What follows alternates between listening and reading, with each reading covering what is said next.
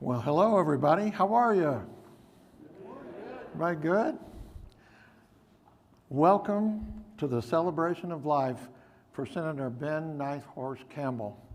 This is going to be a joyful experience. There may be a tear or two, maybe some laughs, and a lot of reverence. My name's Al Harper. People always say, well, how did you get to know Ben and become best of friends? I probably, like a lot of you, my first acquaintance with Ben was shaking hands in some social gathering, and I didn't think he knew who I was other than say, nice to meet you. I was on an airplane coming from Denver to Durango, empty seat, and down plops Ben Nighthorse Campbell. He doesn't say hello, he doesn't say anything, he just says, Al, I have some great ideas for your railroad in Durango. That started a lifetime friendship. We talked about everything, family, everything, and we just became friends and have been locked in friendship ever since. We're going to start today with a couple of requests. I want everybody that has a phone on them, raise your hand. Turn it off, if you would, please. Also, I wanted to let you know there were so many people that wanted to speak, and time doesn't allow it. However, there's a great reception right after the ceremonies and all, and that's a time we really want you to meet with each other, share your fun stories and how you had different interaction with Ben. We're going to start right now with two videos. The first is a very famous campaign video that Ben used when he ran for Senate, U.S. Senate. I think you'll enjoy that. And the second one is a public television video that was produced that actually gives you the full flavor of the life of Ben Nighthorse Campbell. So let's sit and watch these two videos, and then I'll be back with you shortly.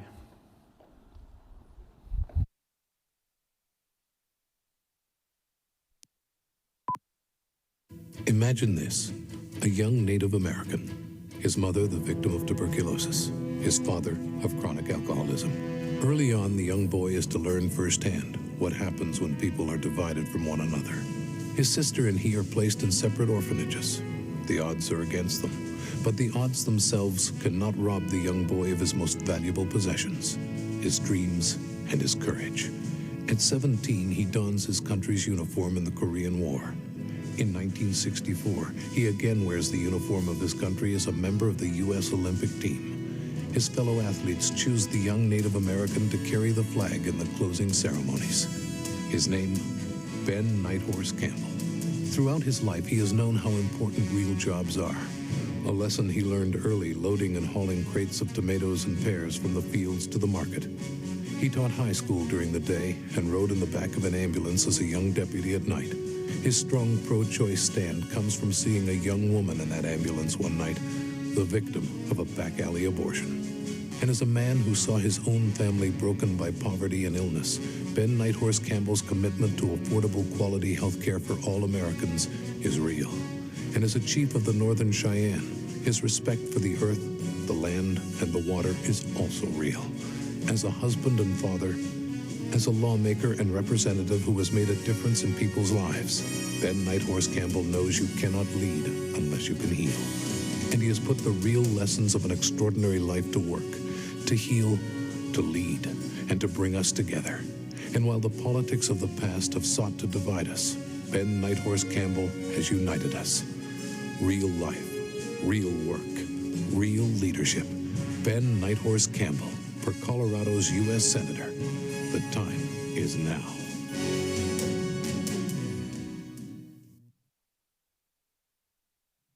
Hi, this is Senator John Hick.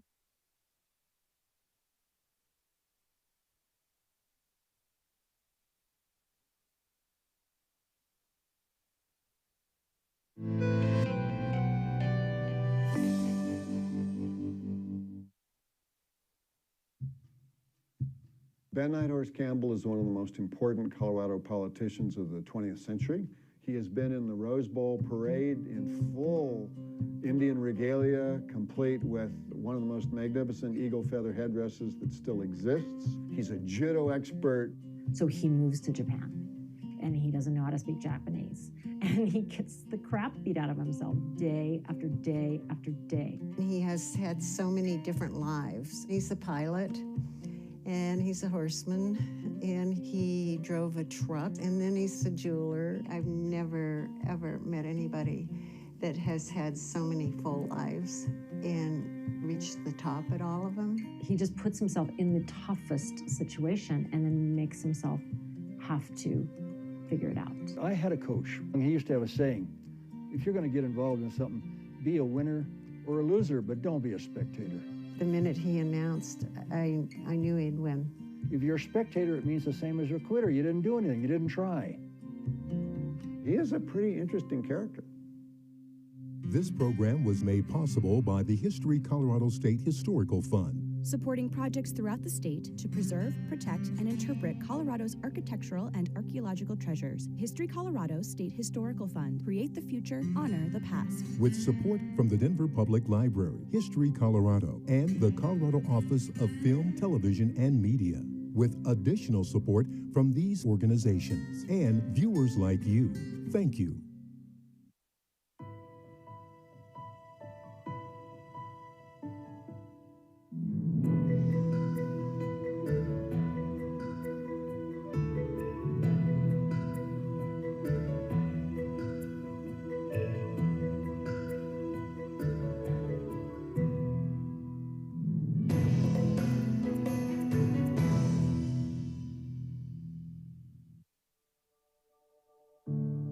The orphanage had this little sailor suit.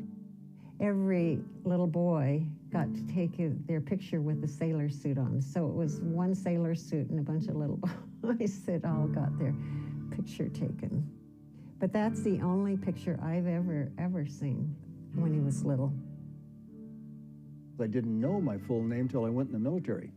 But on my birth certificate, it's Benny Marshall Campbell.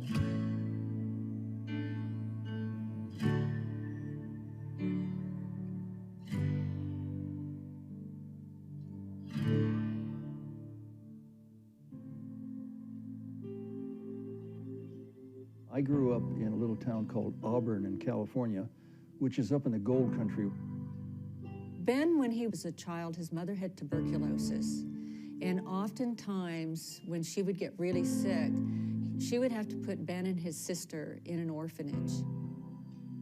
His dad was an alcoholic, and his mom could never hold him because she was afraid they would contact tuberculosis. This kind of formed, I think, an early part of his childhood where he was struggling with who he was, what his identity was. When he was in the orphanage, some of the nuns were pretty mean. Like if your fingernails were dirty, they threw him in with the pigs. Instead of you're gonna look like a pig, you're gonna be with the pigs. I mean, I can't even imagine just how terrorizing that has to be for a little kid. It gives you a lot more empathy for what somebody else goes through. I think I grew up with an empathy for people that have it tough, because I knew what it was like to have it tough. We were so poor when we were little kids.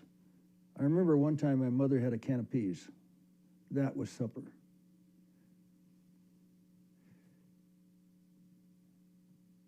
That's hard to even get through. She split the peas between my sister and me, and she had the juice.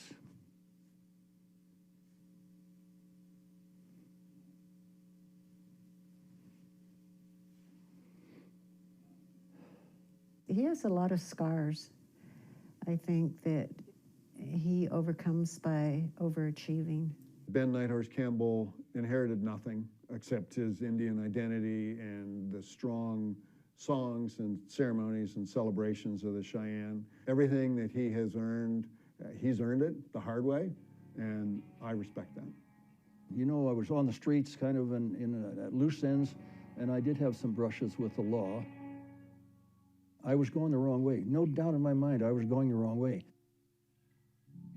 This was during World War II, and some of us youngsters, when we wanted some gas, because it was ration, you couldn't get it without gas stamps, we would siphon it out of tractors or parked cars or whatever.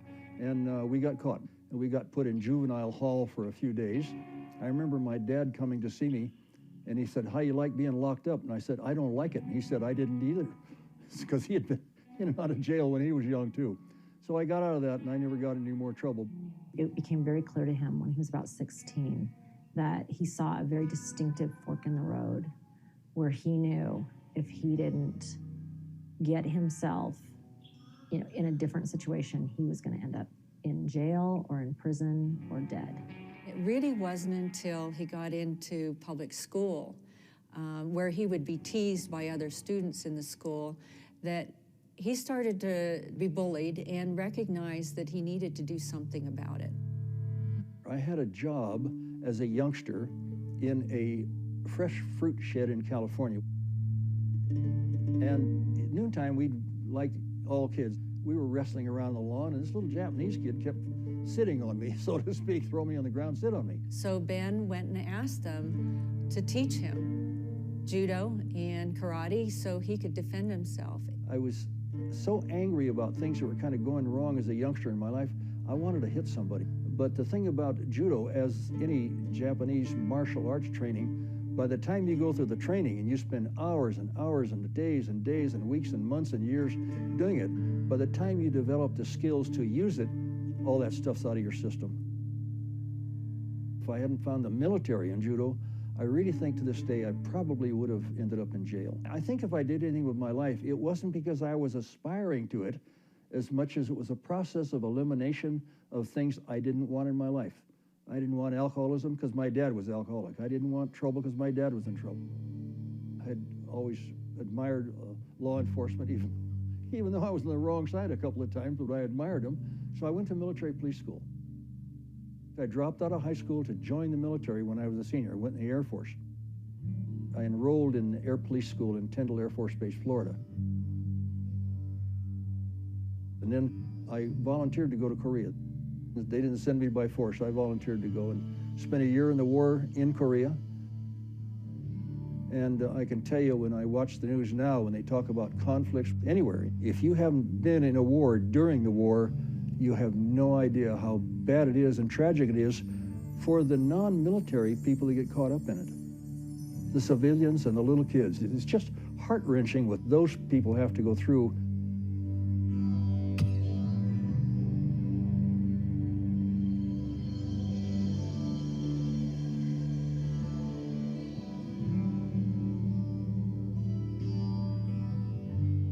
We found out in 1960, with the International Olympic Committee, that judo would be included for the first time in history, because it would also be the first time the Olympics were in Tokyo. And I wanted to make that team. So I sold everything I had. I cashed in my life insurance policy. I sold my little hot rod I had in college, and I went to Japan, where I lived in for 4 years. He decides to become well-versed in judo and is willing to go to Japan for training. And you do not do that without deep, deep commitment. And that was something he did early as a young man. And those lessons, both of pain and endurance, stayed with him. And so I made that team, and I was captain of that team. But unfortunately, I went out with an injury just during the medal rounds. When I came back from the Olympics, I was coaching a team in Sacramento, California, a judo team, and the school district I was teaching for asked me if I would teach a class to physical education teachers on beginning judo skills. And he came to my school the last period of the day, and I think that was probably the first time I ever saw him, and he was giving a class on teaching judo. And Linda was just out of college and got her first teaching job in California, and she enrolled in one of my classes, and so that's how we met. She was very disciplined, an athlete herself. She was a downhill racer when she was in college, and she was pretty as a picture too, still is too. I remember one time when I first met him, and he said to me, which was kind of a surprise, he said, "You scare me." And I said, "How could I scare anybody? Why?" And he said, "Because I have this wall built around me, and I don't like to let anybody get inside of that wall.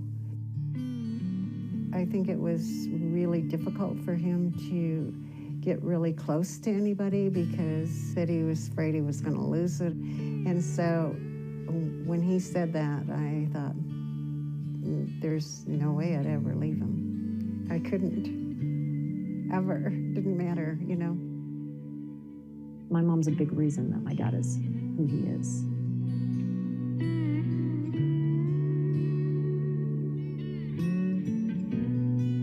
I really believe my mom has been the wind beneath the wings of my dad.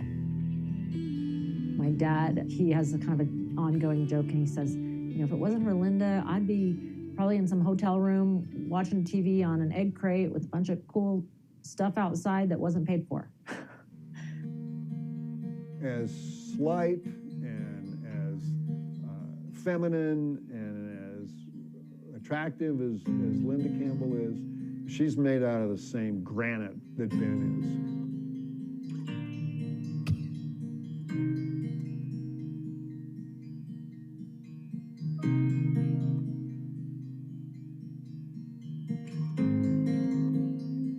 When I was in Sacramento after the Olympics, I got active in the Indian community there. I got interested in making jewelry again, which I had started when I was a boy. But in those days, we made all the jewelry out of melted coins. We traded it for food or whatever we could. So my dad is an artist. Most people don't know that about him. And it's been his passion, it's been his love, and it's been his outlet. I can show you his jewelry and explain to you like what phase of his life he was in. It's almost like a journal.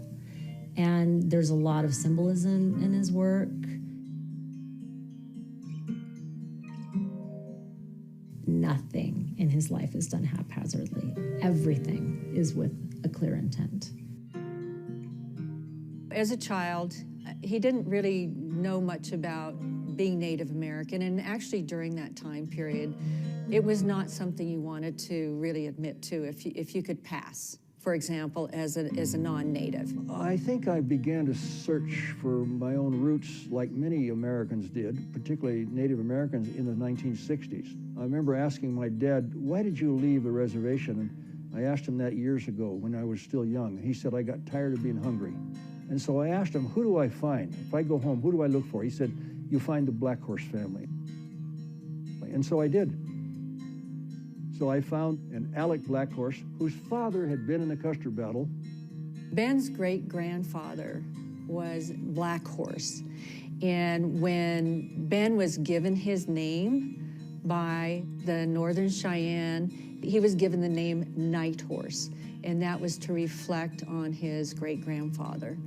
Not long after he started doing his research about his tribal identity, the Northern Cheyenne actually made him an official enrolled member, and then he became one of the council chiefs.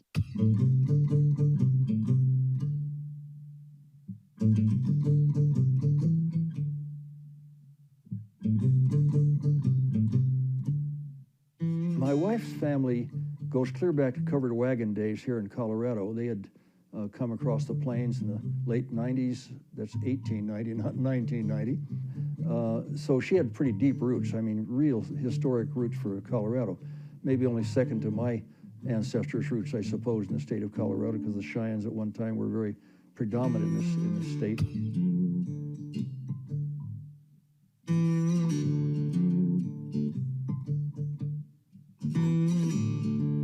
Looking for somebody to run for the state legislature, the District 59, and nobody wanted to run. At that time, they were just trying to get any Democrat to run against the beloved, ex-president of the college. I mean, everybody loved the Republican. So they asked 2 or 3 people, and one said, I don't feel well, and the next one said, I'm too busy, and I was sitting on the end of the bench. And finally, he worked his way down to me, and they asked me, would you like to run? And I said, well, what do you do? And they said, well, we'll show you. I said, does it take much time? They said, no, it doesn't take much time. I said, does it cost much money? No, it doesn't cost much money. Lie, lie, lie. The minute he announced, I knew he'd win. I mean, he always goes to the top. He would go town to town, and he would just get a map of the town, and he would park on one end, and he would just go door to door, every single street, until he had hit every door in that town. And then he would drive to the next town, and he would do the same thing. My dad, as a politician, he is the same as he is as an artist or as a person. I mean, he's just very direct and candid, and sometimes that is good, and sometimes that's not good, depending upon what he's telling you. He's pretty much what you see is what you get. There's not a lot of sort of artificial pretense with my dad.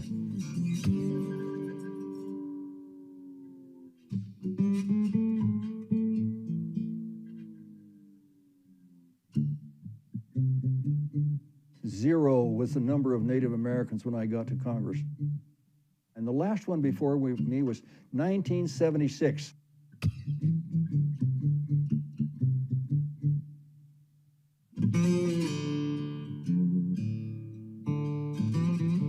So I did 3 terms on the House side.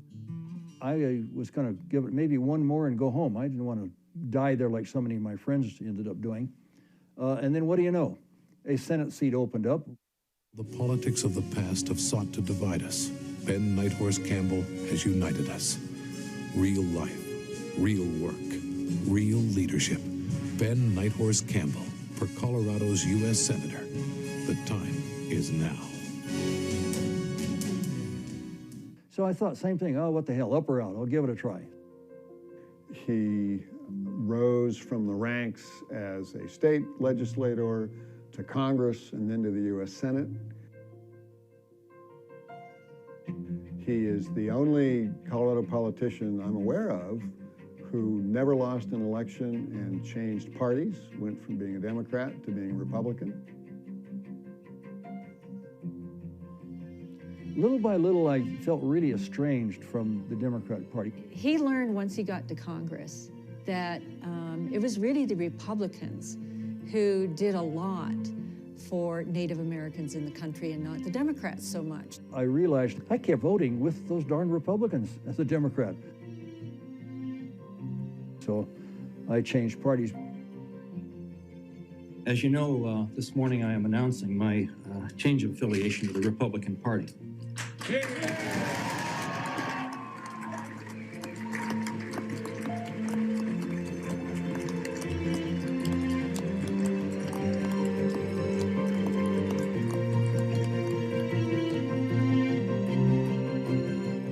That was a huge controversy here, especially in the Durango area. When Ben flipped parties, it was very difficult. He had garnered quite a bit of dollars, a war chest as a Democrat.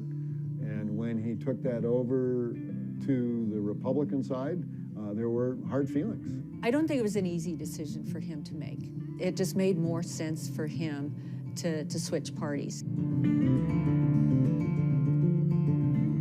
I was the second person in Colorado history that won as a member of either party. I won as a Democrat and I won as a Republican in my next election. He was always in the center, and it didn't matter whether he was a Democrat or a Republican. I think one of the things about Ben, he's really neither party. Public lands, water projects, Native Americans, law enforcement, education. There was about 5 or 6 areas that I really tried to focus on. And so things like the bill I sponsored was to provide money for bulletproof vests for policemen. And we could track after a few years policemen who were still alive because they got hit in the chest and they had one of those vests that we got the money for. I was proud of that record. And some people, you know, they say they weren't major bills. Well, tell that to some cop's mother whose life was saved because of that bulletproof vest. That was a damn important bill.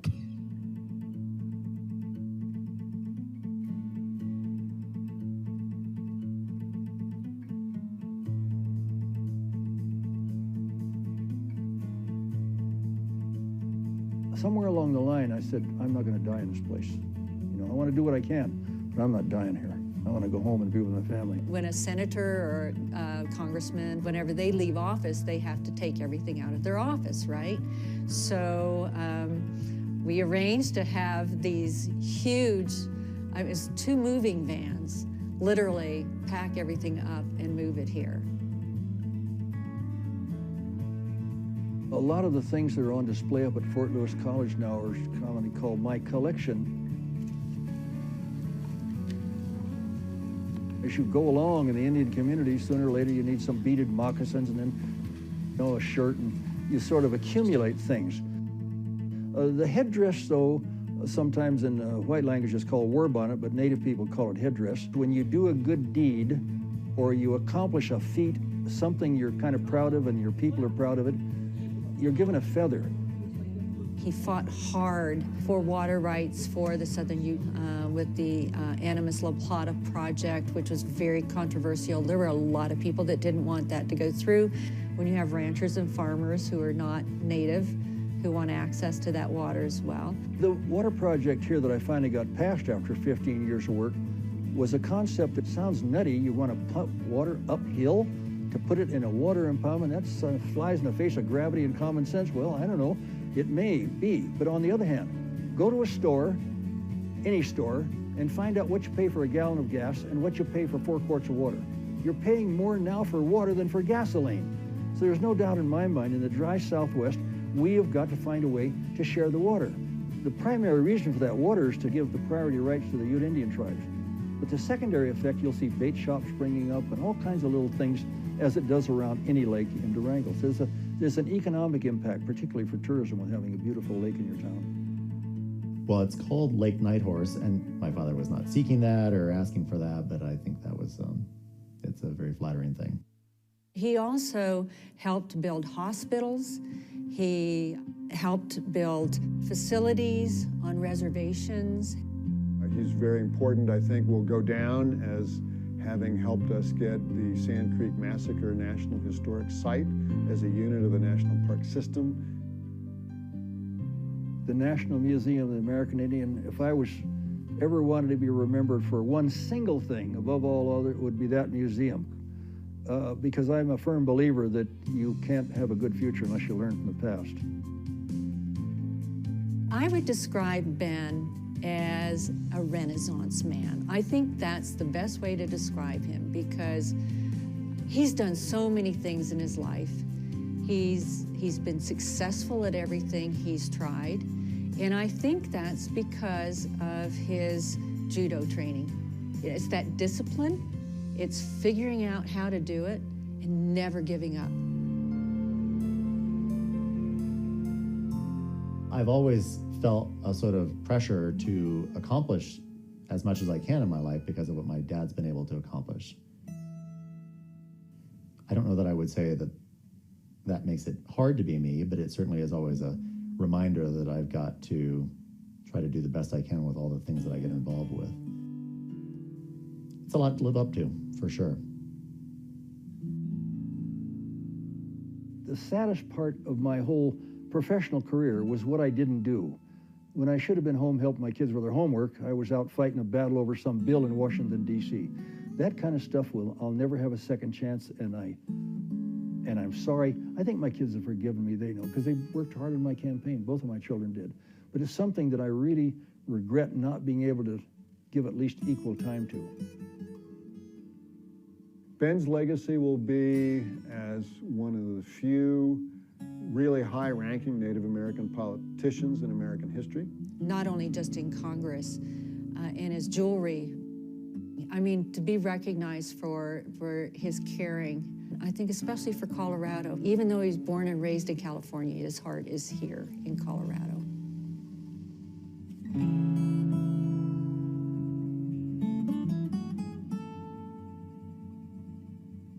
The legacy, I think it's what crowd you're in. When you're in the judo crowd, it's judo. When you're in the horse crowd, it's the horses. When you're in the political, it's all of the things that he got done in the political arena. Who knows what he's going to do next? I mean, that's what's crazy about him. In a 10-year period, he goes from, being almost homeless to this Olympian. And I think in the next 10 years, who knows what he's going to do? He could surprise us all, but then none of us would be surprised. He is revered, will be revered for a variety of contributions. His biographer will have plenty to do.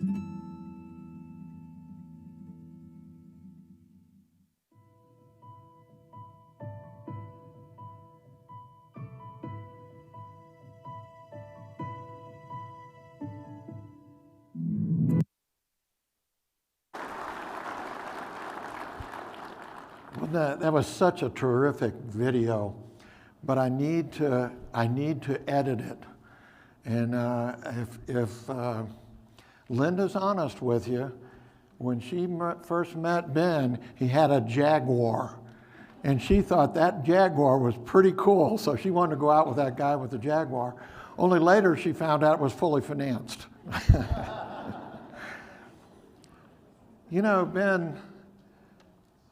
Ben didn't just love, he cherished his Native American heritage. It reflected in everything he did, everything he said, and everything he believed in.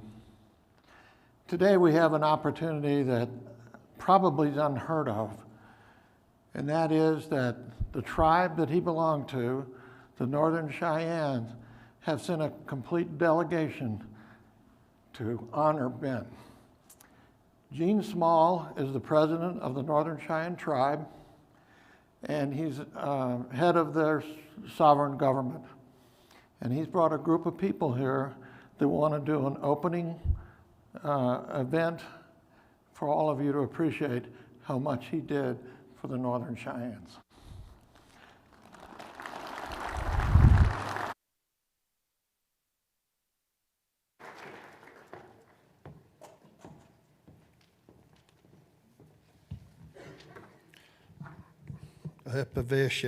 Good afternoon, everyone. My name is Gene Small, and I'm the president of the Northern Cheyenne Tribe in Lame Deer, Montana. We're located in southeastern Montana.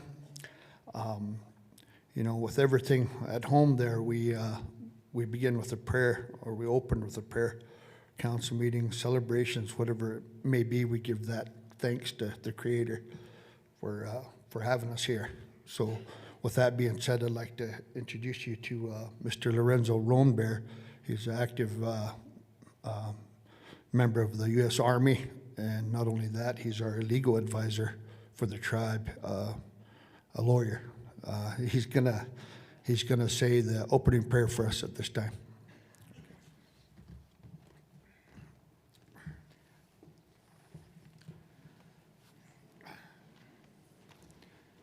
Thank you for all standing. I'll begin the prayer in Northern Cheyenne, Sutta prayer. Mahayo niachame zemitzamen amadaninist nevistamamen ne evatishamen ne sta ochamen tispiva ne overha temen te ha piva ehan hinahane niashame. And now I will share what that means in English. Great Spirit, we thank you for giving us life. Help us, lead us, take us to where it is good. Take us around where it is not good. That is it. We thank you. Aho.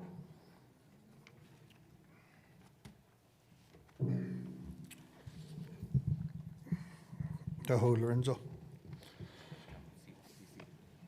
Yeah, you be seated now.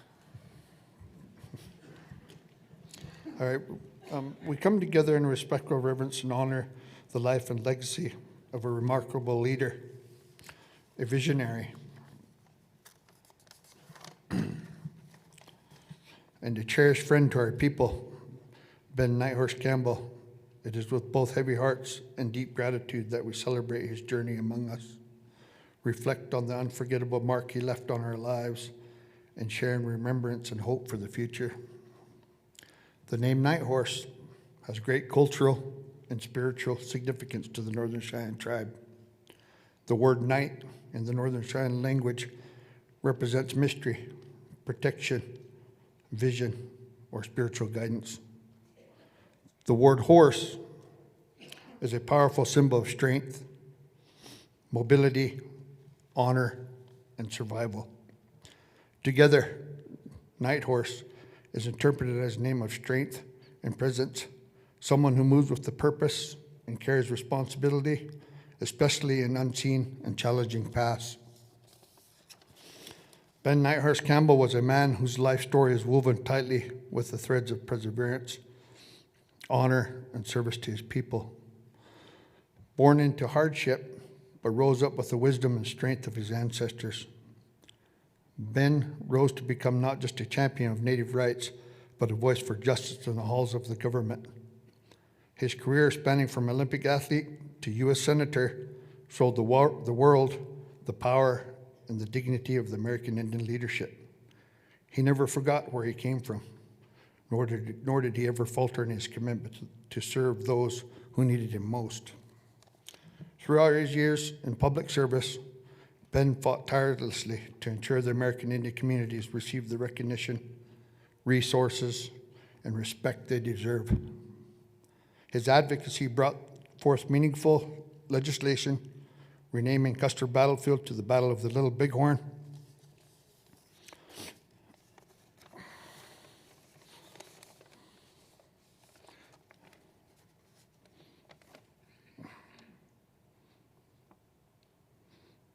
Okay, my papers are stuck together, I'm sorry. Remembering the Sand Creek Massacre, establishing the National Museum of the American Indian, and creating the National Graves Protection and Repatriation Act. He honored telling his history with truthful remembrance, which is not always glorious, but it is true and honest. Ben helped to improve health care, enhanced education, and preserve the rich cultural heritage of our Northern Cheyenne people and all American Indians. He was a bridge between worlds, carrying our stories and our concerns into places where they had long been ignored. His legacy is etched in the progress we see today and the hope we carry for tomorrow. Ben would greet everyone with warmth, humility, and had a genuine interest in our stories. He listened, not just to our words, but to our hearts. Ben was more than a leader. He was a mentor. He was a friend and a source of strength during challenging times. Whenever we faced adversity, he reminded us to stand tall, to honor our traditions, and keep working toward empowering the next generation. Before I close today, I want to share something with you. Not in full, but in a good way, and at the right time. In days ahead, on this Wednesday, there will be a moment of recognition for his name, Nighthorse. His name will be carried forward in a place and in a manner that displays honor, strength, service, and legacy, not only for our people, but for our country. So I ask our people to be ready, stand with us on this Wednesday when that moment is shared in the way it should be, openly, respectfully, and together. Until then, we hold that in a good way. I would like to ask Jason Standing out. He's our Sergeant-at-Arms of our council back home. He's the Ashland District Representative. I would like him to bring the Black Horse family up. They're here with us today. I would like to have them come up, and they want to say a few words, I hope.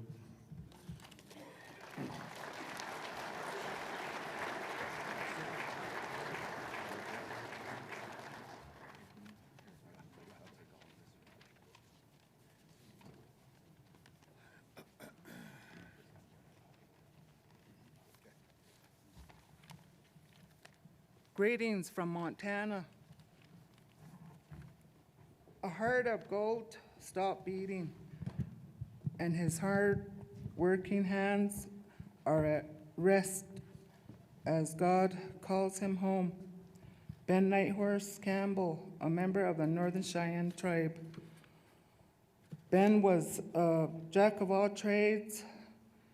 He wore many hats, which included a war bonnet during his time in the Office of Representatives, representing Colorado Congressional District from 1987 to 1993, and the U.S. Senate from 1993 to 2005. He also served as one of the 44 chiefs of the Northern Cheyenne tribe. Ben lived a humble and exciting lifestyle. He helped many tribes beyond his capacity and touched many lives along the way, which left a profound impact. The Limberhand Black Horse family wish to give their condolences to our Uncle Grandpa Ben Nighthorse and family. We are proud of all his accomplishments, which are too many to mention. Uncle Ben enjoyed attending the 4th of July powwow and visiting family and friends. One of the events that he looked forward to each year was speaking at the annual Little Bighorn Battlefield. This was part of his legislative achievements in the name changing of the Custer Battlefield to the Little Bighorn Battlefield. With each visit, he would shower us with beautiful sterling silver pendants, rings, and bracelets for my mother Anna and his sister Darlene Limberhand, Maureen, and Maxine. After the passing of my mother, Ben would often call and check up on us and say, "Your mother is no longer here, so I am in charge of all of you." Now we enjoy listening to his adventures. He was still sharp as a whip. One day he said, "Linda is making me work out every morning at 5:00 a.m. and it's not helping me, but I am just getting old." I would remind him and say, "Remember your goal," and it would lift his spirits. When someone you love becomes a memory, and the memory becomes a treasure, Uncle Ben will always forever be in our hearts until we see him again. Uncle Ben is united with my mother, Anna Black Horse Limberhand, and our grandparents, Alec and Mary Black Horse. Well done, your work is done here. Rest in peace, Uncle Ben. Maxine Limberhand, Maureen Bryant, Darlene Limberhand, Donovan Limberhand Sr., Maurice Limberhand, Darren Limberhand, Kate Blackhorse, Nolan Limberhand, Joseph Limberhand, and Francis Blackhorse Jr. We would also like to acknowledge these people: the late Austin Two Moons Sr., also the late Leroy Whiteman, Conrad Fisher, Jerry Girl Small, Rainey Whiteman, Pena, and his brother, Dennis Limberhand. Ben will always made sure he visited these individuals when he came to Lame Deer. And in closing today, remember that you are God's representatives. No matter where you are or what you do, you have been empowered to glorify God. Thank you.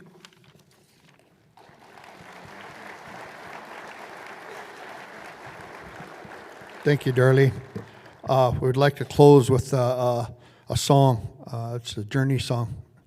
We'd like to sing that for Ben. It's a Chief Journey song.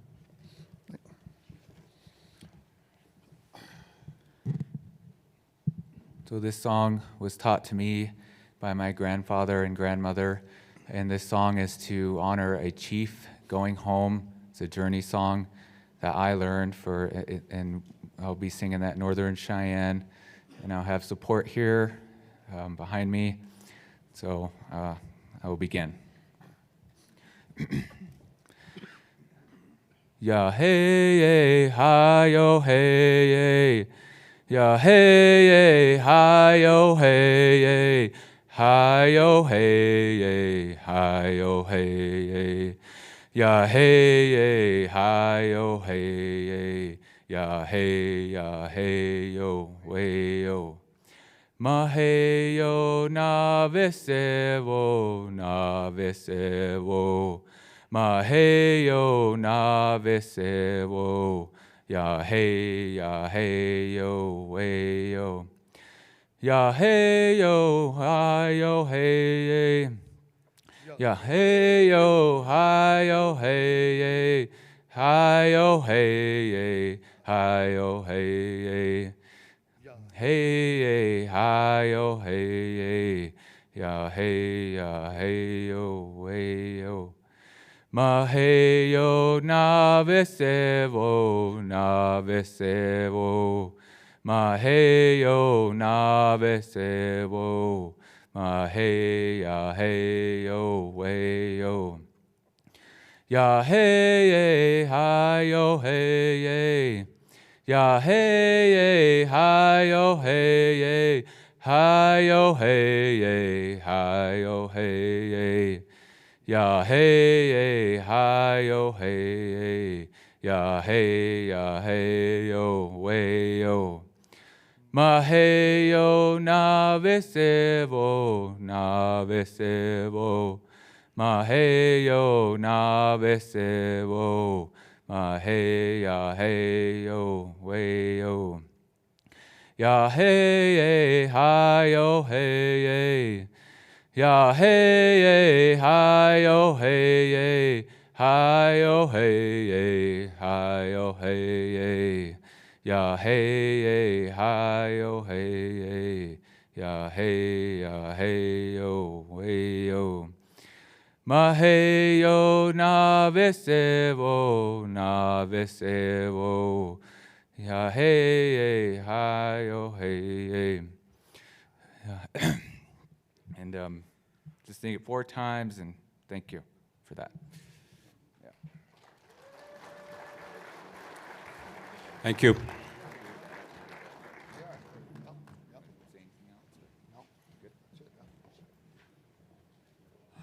Thanks for having us, everybody.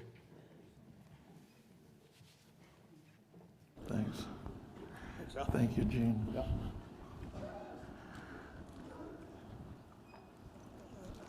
You know, I think nothing's been more symbolic to have the Northern Cheyenne tribe come down in such numbers, and I really appreciate Gene Small of organizing it and having this happen. So let's give another hand to the Cheyennes.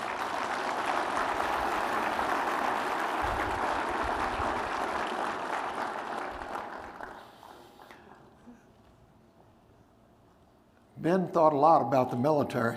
It was really important to him. And as you saw, he maybe had a little trouble in his early life with one side of the law and ended up being a policeman in the Air Force. You know, sometimes parents wonder, you're going to be in law, you just don't know which side they're going to be in. So we have to represent a little bit about Ben's life in the military, a very, very special guest, General Ron Fogelman.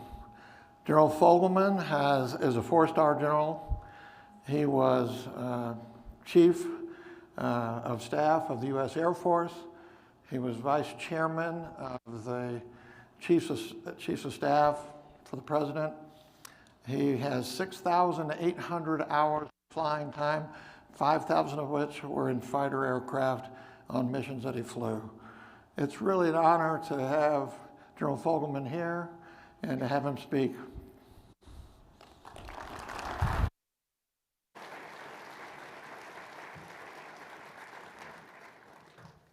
Thank you, Al.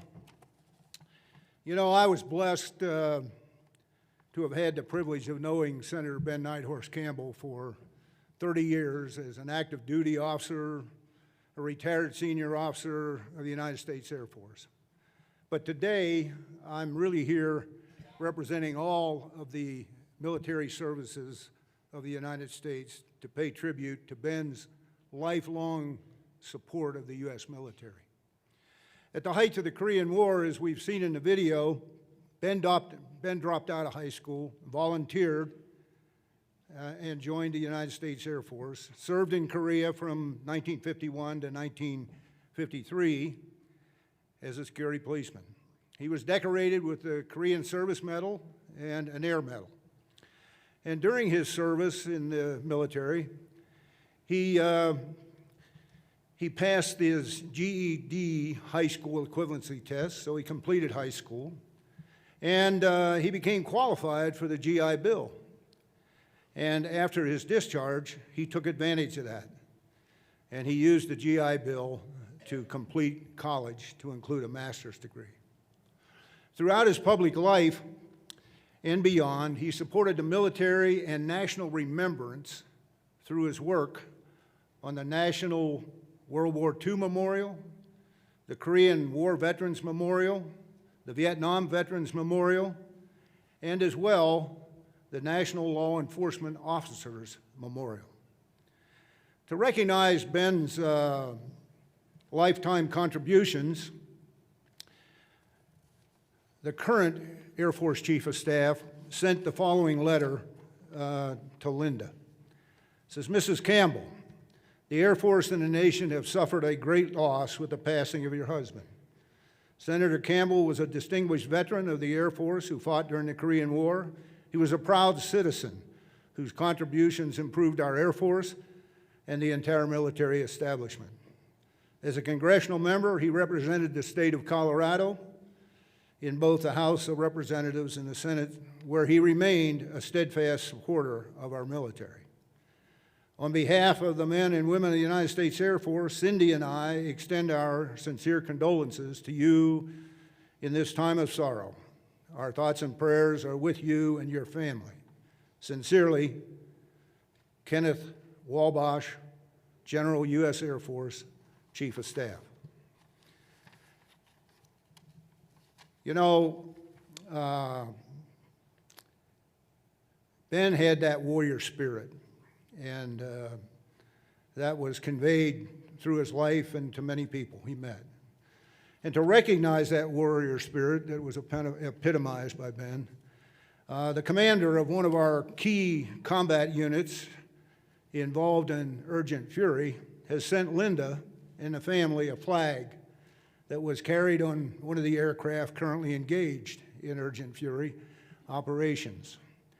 And he sent the accompanying letter to put it basically in context.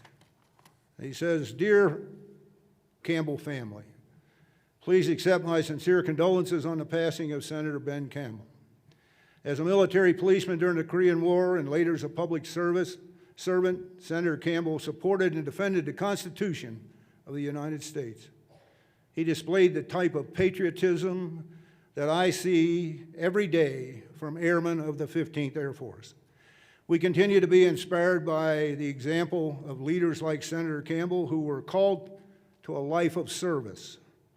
In honor of his dedication and devotion to our great nation, please accept this flag, and I'll have a little bit more to say about that flag in a minute. The flag was flown in an F-16 Fighting Falcon by the 55th Fighter Squadron during a fourth-generation sortie in support of Operation Epic Fury.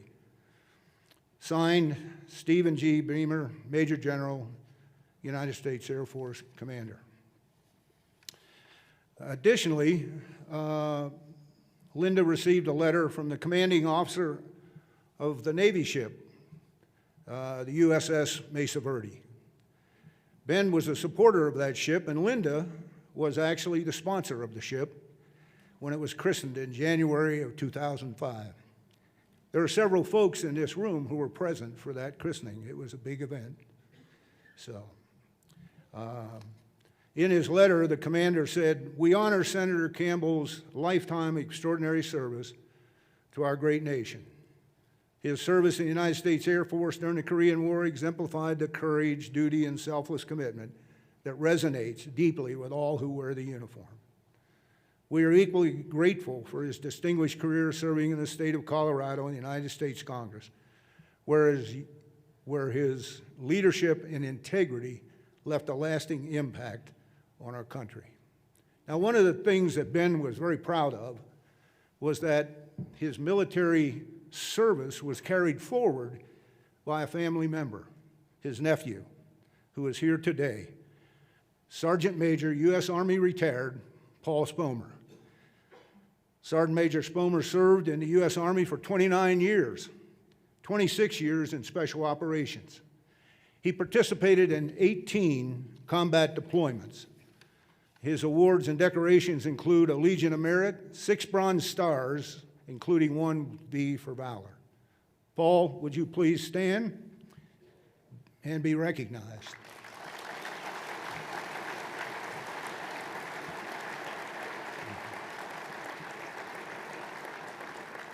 The Sergeant Major has agreed to, at another time, present to Linda and family the flag that I mentioned before. But in closing, I must say that Senator Campbell's life will continue to inspire generations of soldiers, sailors, Marines, airmen, and space guardians, our newest service. They stand with Linda and the family mourning his loss, celebrating a life defined by honor, service, and enduring contributions to the nation. That is his legacy. Thank you.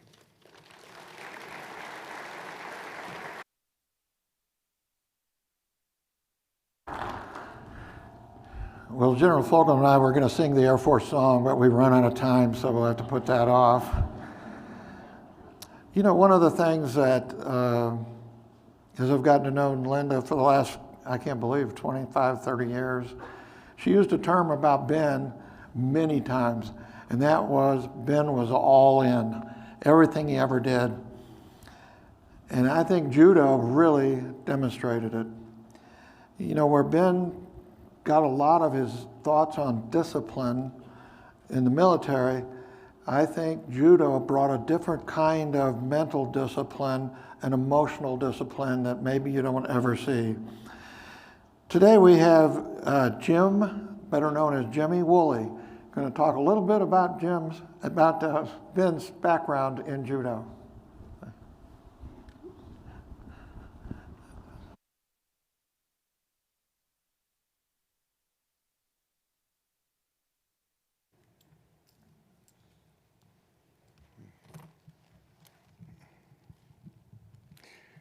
Thank you, Al, for that very kind introduction. I was one of the flock that loved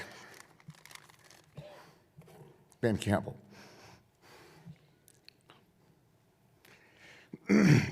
I was lucky enough to meet Ben in 1967 at the National Championships for Judo. I knew right away we were cut from the same cloth, burlap.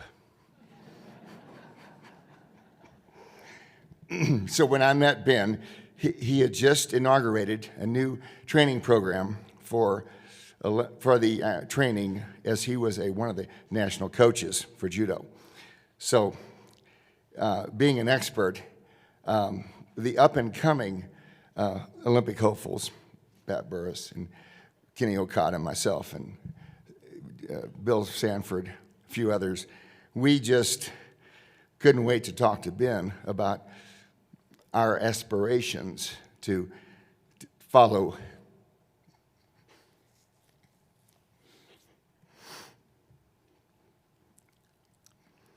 in his footsteps.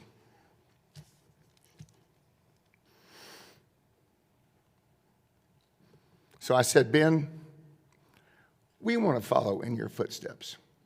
He said, Kokitetsu ni ida zumba koji owezu.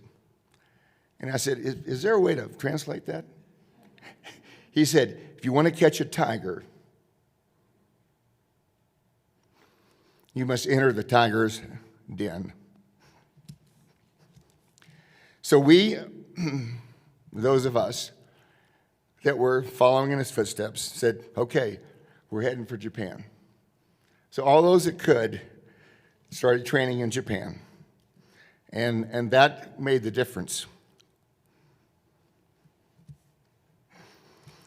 So when Ben was in the Olympics and training for the Olympics in San Jose, 1964, he suffered a severe leg injury.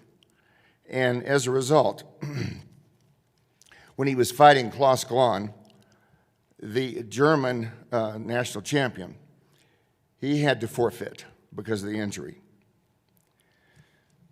So as a result,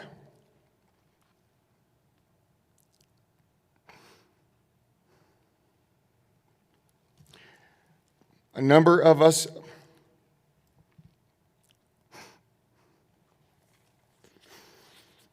Olympians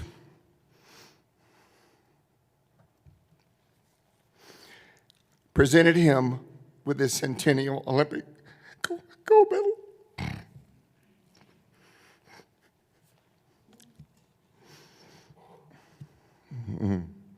So, and somehow that closed the gap in our minds for that injury that he sustained.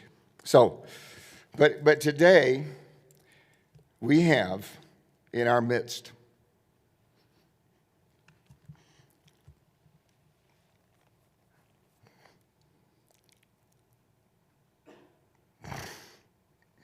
some Olympic legends. So I'd like to have all Olympians please stand up.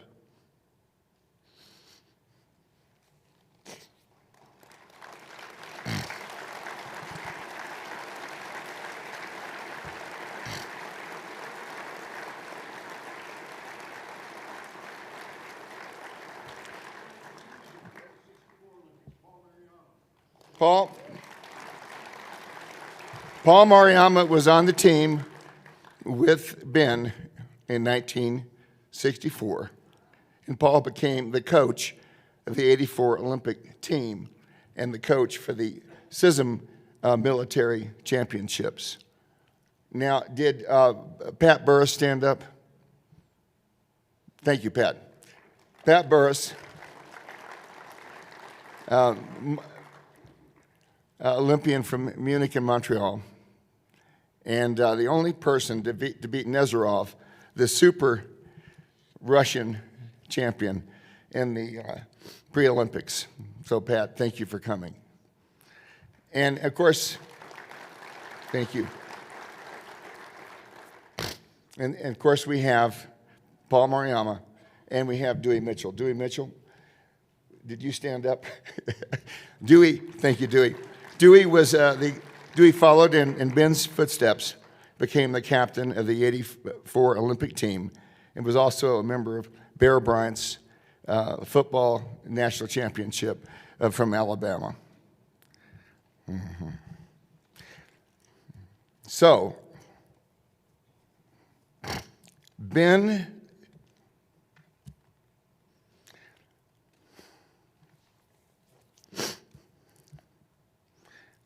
place shall never be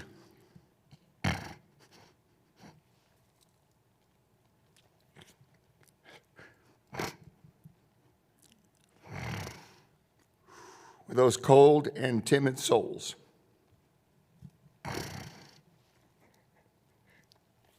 who know not victory or defeat.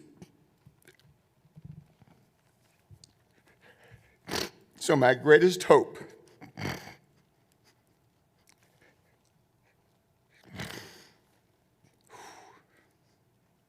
is that someday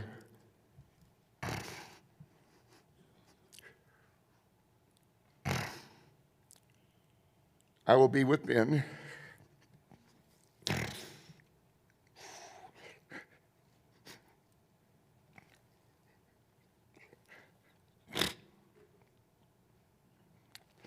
and we'll be watering our horses in that great river in the sky. So thank you very much. Thank you, Linda.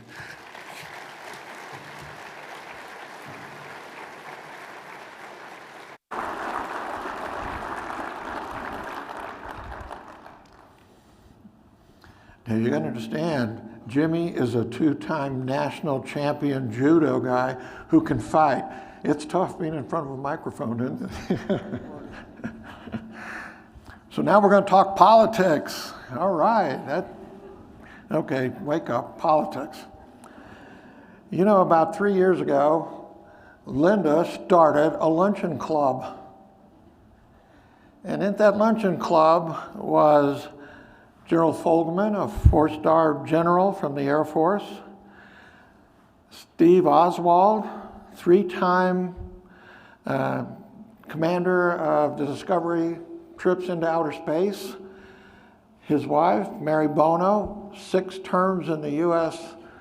Congress, House of Representatives, and Linda, of course, and Ben, and the train guy from Durango. And I want to tell you, every month we solved every single problem in the world. It happened. We just couldn't find anybody to carry it out. You know, we have some special guests. We don't have time for everybody to speak, but I do want to point out Representative Jeff Hurd is here, and I want to let everybody know he came for this ceremony. I can't let you really talk, but for a second, if you want to say one word, you're allowed to come up and say one word.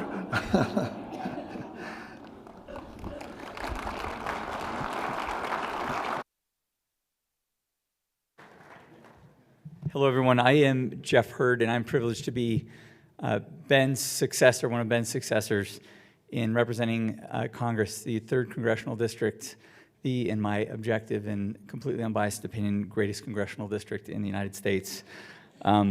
If it's okay, I will very briefly read. Linda, I brought you a few things. First, Ben served in the United States House of Representatives, the United States Senate, and we had a flag flown over the Senate or over the House and the Senate in honor of Ben's memory, so I'm going to hand that to you. And then we also entered into the congressional record a statement, which I will read. It's very brief. I'm only allowed to give a minute on the House floor in this particular context, but I'm going to read it out to you all. This is officially in the records of the United States House of Representatives permanently in the National Archives, and I'm just going to read what I read on the House floor for Ben. Mr. Speaker, I rise today to honor the life and legacy of former United States Senator Ben Nighthorse Campbell of Colorado, who passed away at the age of 92. Senator Campbell lived a remarkable life, a decorated veteran, a champion for Native American communities, and a trailblazer in Congress. He was the first Native American elected to the Senate in more than 60 years, and he never forgot who he was or who he served. He represented Colorado's 3rd district in this chamber and then served 2 terms in the Senate, always guided by integrity, independence, and a deep sense of duty. He didn't care about party lines. He cared about doing what was right. Colorado has lost a great leader. Our country has lost a great public servant. I join many in keeping his wife Linda and their family in our prayers. Thank you, Mr. Speaker. I yield back. So thank you, Mr. Harper. I yield back. May God bless Ben, his wonderful family. May God bless Colorado. May God bless the United States of America. Thank you.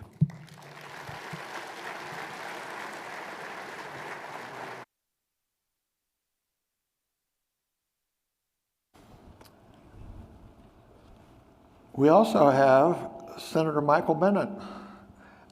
There he is. I knew he was here. Senator Bennett, what a remarkable life. Grew up in Washington, D.C., been in business, worked for the Anschutz Company, heavily involved in education as a superintendent in Denver schools, and obviously serving in the United States Senate. It's a real honor to have him here. I'm going to mention, right after he speaks, there's going to be a video. Senator Hickenlooper was not able to make it, but he did send a video. So we're going to hear first from our good friend, Senator Michael Bennett.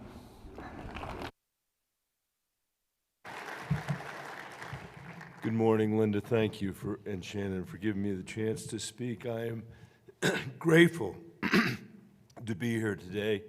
Not just, by the way, as Jeff Hurd, I'm sure is, to get another day out of Washington, D.C. So thank you to Ben for that gift. But I'm grateful to be here today to celebrate Ben Nighthorse Campbell's life and profound legacy. And I'm honored to share with all of you that Governor Polis ordered flags flown at half-staff throughout Colorado to honor Ben today. I also want to acknowledge all the elected officials. We should give him a round of applause. Thank you. I want to acknowledge all the elected officials that are here today. My friend Jeff Hurd. I heard my friend Corey Gardner is here somewhere, and so Corey, it's nice to see you here. And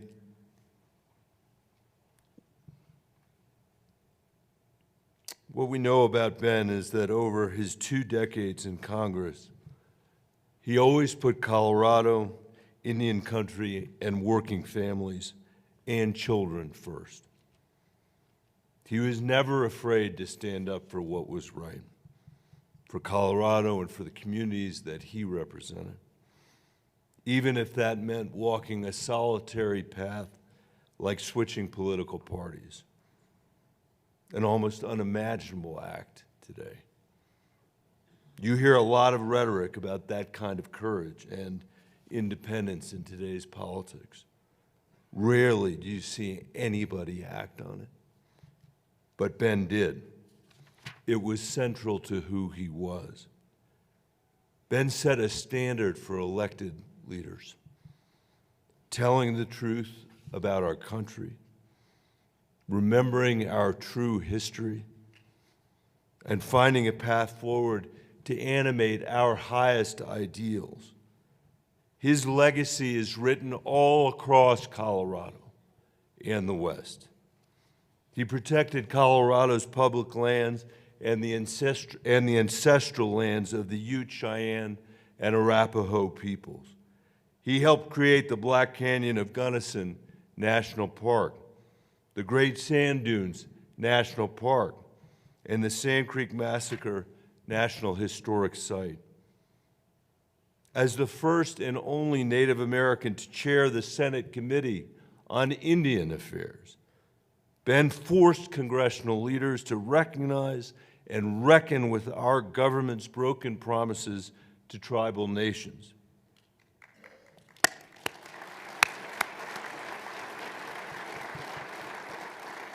And he fought for tribes' sovereignty and freedom to make their own decisions, whether that involved water rights or energy or health care or protecting Indian families' ability to inherit their family's land.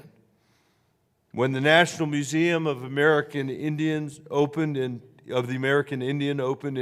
2004, thanks to Ben's efforts in Congress, it represented in many ways the culmination of what he had fought for. That same day, he appeared on the floor of the United States Senate in the traditional clothing of a Cheyenne chief to give his farewell address to the Senate. He acknowledged, quote, "The people of Colorado have honored me by allowing me to represent them in our nation's capital, not long by some standards, of course." Ben knew when it was time to leave. To many in D.C., his decision to leave was shocking. But when you look back at his life, it makes perfect sense. Ben knew public service is an honor, not an office to hold on to for its own sake. And so he returned home to Ignacio, to the ranch, and to the family that he loved. In our own ways, we should all work. We should all work with the days that we have left to ensure that the values, approach, and the results of his work will be as enduring as the lands and peoples that he loved. To his wife, Linda, his children, Colin and Shannon, his grandchildren, and to all who loved him, Colorado is so grateful for Ben's life, for his service, and for the example he has left behind. Thank you for sharing him with us. Thank you.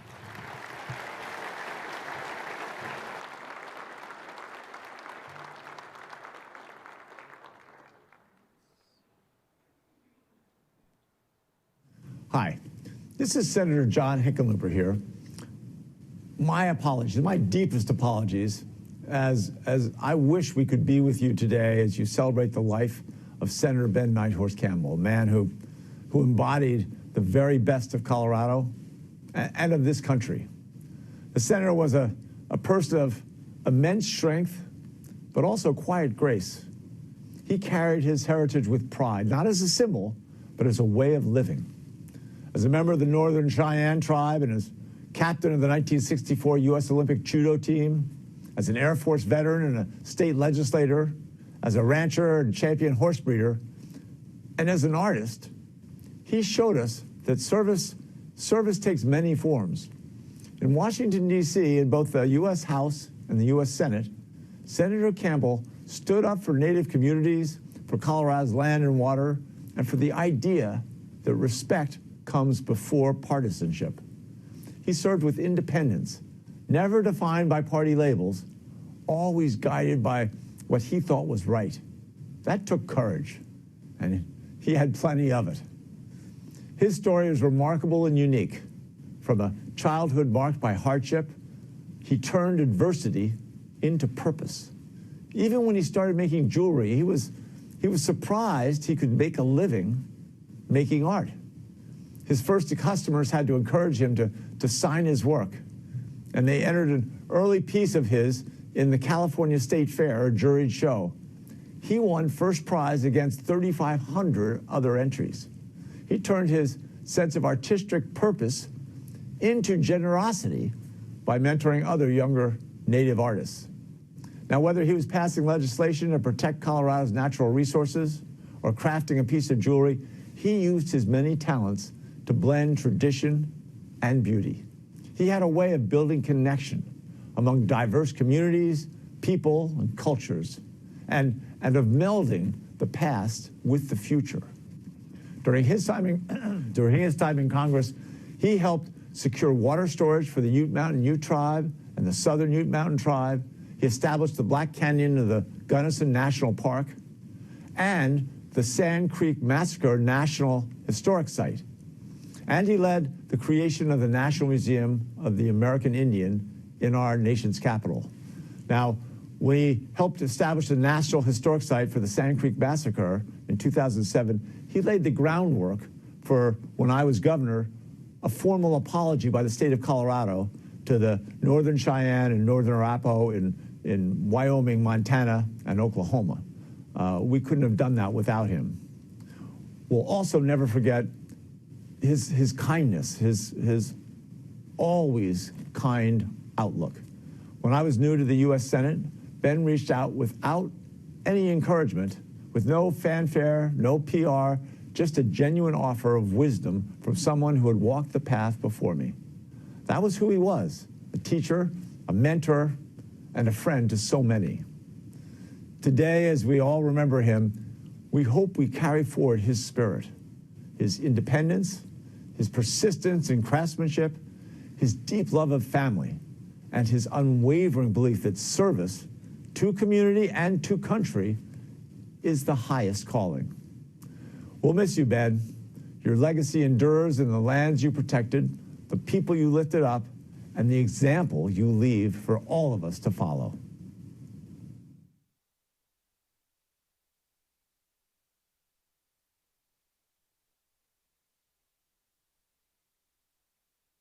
You know, I don't think there's anything tougher than serve in an elective office.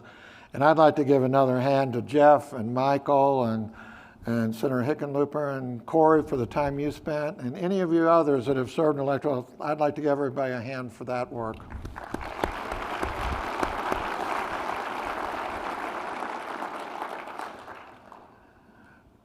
More than once, Ben said to me that his greatest legacy was the Smithsonian Museum of the American Indian. He hoped that he would always be remembered for that effort. We really are very, very fortunate today, for our keynote speaker is W. Richard West. He was the founding director of the Smithsonian Museum of the American Indian. He's now the director of the Artistry Museum out in California, but always looking after the history of our country, the history of the West, and particularly the history of Native Americans. I'd like to introduce you, Mr. Richard West.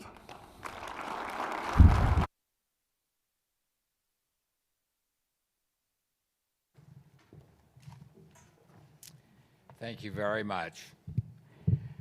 I am privileged to join all of you today in celebrating the long life and remarkable achievements of the honored one among us, Ben Nighthorse Campbell. This occasion has a very personal dimension for me, however. For almost half a century, Ben was my trusted and caring friend, collaborator, mentor, Cheyenne brother, as I am in the southern branch of Cheyenne's, and perhaps most important, fellow Cheyenne Peace Chief, which we both shared. We met initially in the early 1980s at the instigation of my father, Dick West. They knew each other because both were well-known Native artists and both Cheyenne.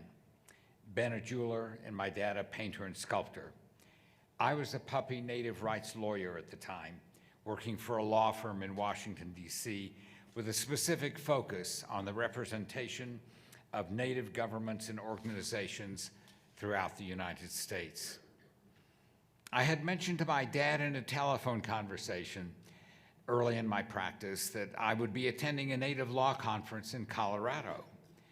At that point, my dad gave me a very specific set of instructions. "I'll bet my friend Ben will be there," he said.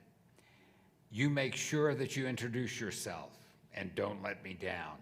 He's going somewhere, and he knows all the right destinations for all of us in Indian country." So I met Ben at that conference in Colorado, and the rest is history. I approach today and my reflections on his life and experience with genuine humility. They are my personal thoughts, and I share them today rather than impose them on you. Ben was blessed with a longevity of life all of us can envy. His contributions and achievements were multiple and diverse. But as I thought about today, I concluded that simple checklists, a quantification, however lengthy, would not define the vast breadth and depth of the qualities of foresight, perspective, and intention that shaped and motivated his vast legacy in Native America. I thus want to begin today by offering my own sense of the heart and soul that inspired that long list of specific achievements that we have heard today. First, Ben's sense of his own cultural history, his individual and collective past as a Tsistas, a citizen of Native America, was defining and compelling. As others here have indicated, that cultural commitment, in significant part, was due to his having had to fight so hard, sometimes against personal and compelling odds, to recover and keep it. But at the same time, undergirded and fortified by this deep past, he always had an eye on actions and solutions that would move Indian country beyond the multiple tragedies that littered parts of its history to a far better individual and collective cultural future.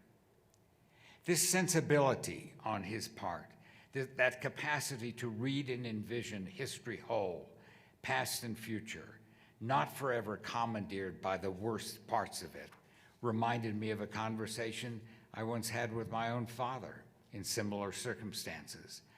I was complaining to him one day, early in my law practice, about a case I was handling as a tribal attorney, where an Indian interest, as usual in my view, had been victimized yet again by the government. My father paused before responding and then suggested, and I always took such suggestions as a command, "Rick, I would prefer never to hear the word victim cross your lips again. History has often not been kind to us, but it remains ours to make, not theirs." And that was Ben Nighthorse Campbell. In this respect, he was akin to the Roman god Janus. He could look more than one direction at the same time and act on all of it with good judgment and good faith. In another way, and closer to native thinking and living, his perspective on history and culture were far more native than non-native, circular rather than linear. As he looked at life and work, I always felt that he saw far fewer hard beginnings and final stops, and many more endings that became different beginnings and new beginnings that ultimately became new and hopefully better ending points and results. In addition to what I have just said about the reasoning that guided Ben's path in my own personal experience, I add this final comment. He had a rare gift for walking boundaries between different worlds and the institutions and interests they represented to desirable new outcomes. To do so requires that you do two rather different and potentially conflicting things well and at the same time. On the one hand, to engage other worlds at the boundaries between them and us, you need the intelligence, savvy, and strong will to do so. But at the same time, you must never forget from whence you came and on whose behalf you purport to act. All of Indian country can be grateful that Ben never forgot either half of that critical cultural axiom.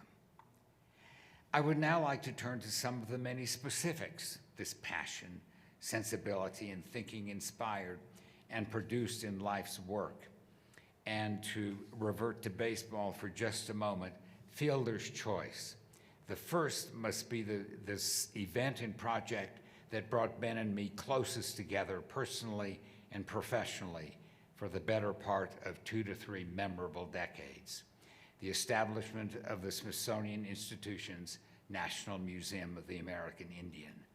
I was the founding director, and Ben, along with his colleague Senator Dan Inouye, was the political and cultural godfather of it all.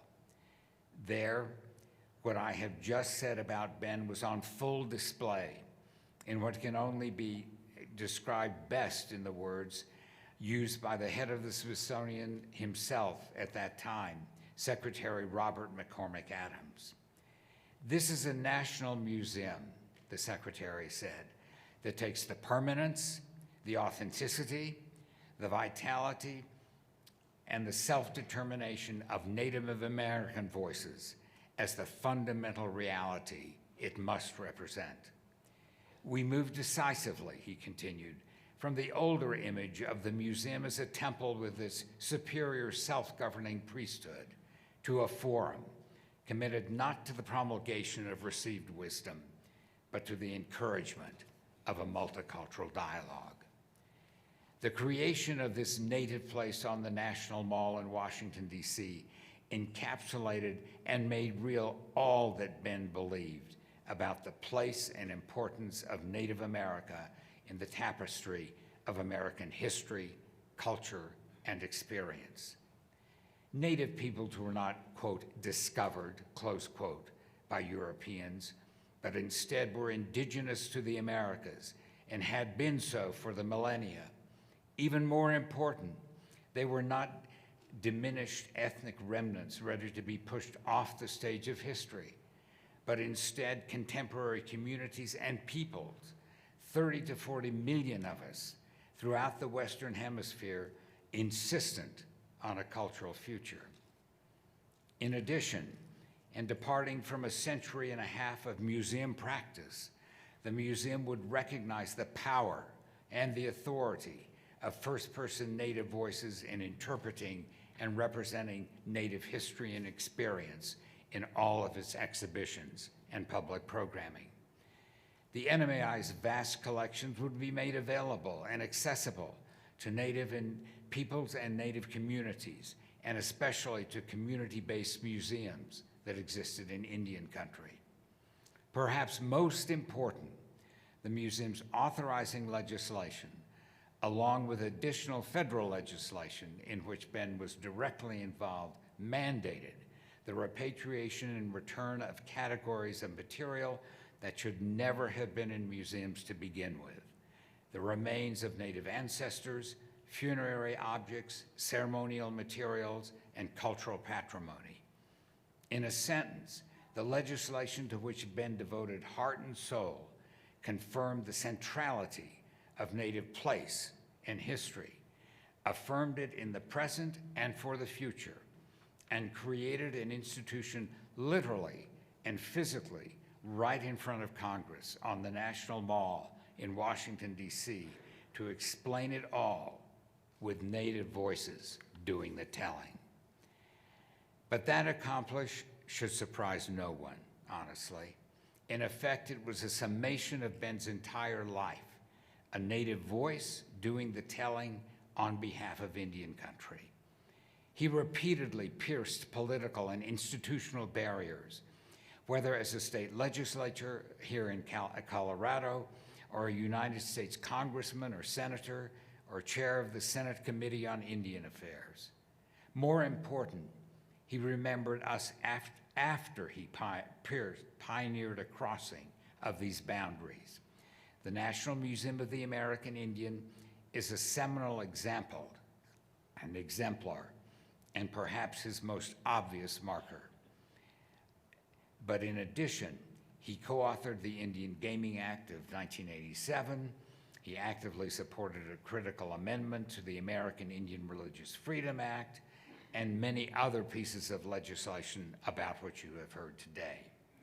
The work to protect the Sand Creek Massacre site here in Colorado, and sponsored legislation revising the name and the narrative, the story that was told, including the elimination of George Armstrong Custer's name of the Battle of Greasy Grass site that is located in the state of Montana.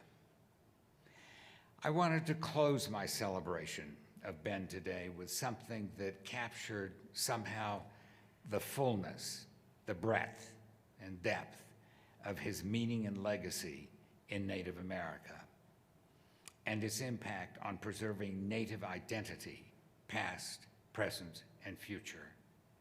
As often is the case, my search ended up in the gentle and elegant but powerful words of a Native poet, Simon Ortiz in this instance, a citizen of the Pueblo of Acoma, in a poem entitled, "It Doesn't End, of Course." "It doesn't end, of course," said Simon, "in all growing from all earths to all skies, in all touching all things, in all soothing the aches of all years. It doesn't end." Simon was describing his own personal quest for Native identity and being, but he could have been speaking for all of Indian country and Native America.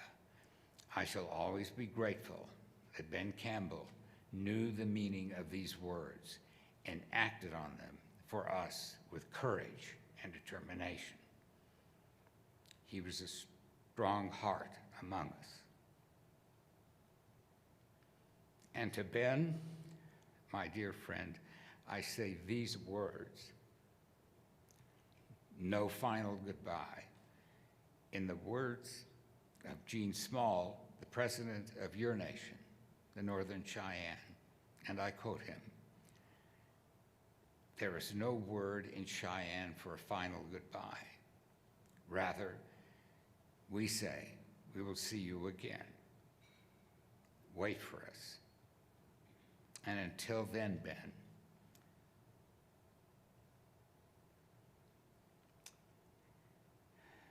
my beloved fellow peace chief,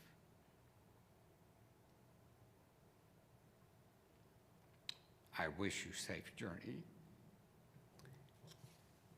and I thank you very much for your kind attention this afternoon. Thank you.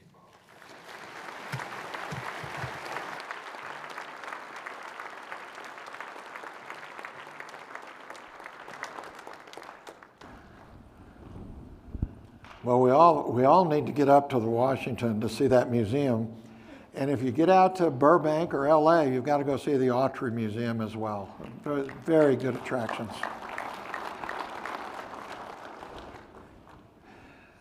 As you've seen many examples, Ben was determined about education and promoting education. A lot of, you heard about, he got his GED, that he was in the military, got his GI Bill, and went to San Jose State. Some people don't know that after he was in the House of Representatives, he so badly wanted a high school diploma, he went back to his original high school, walked across the stage, got a diploma, and gave the graduation speech.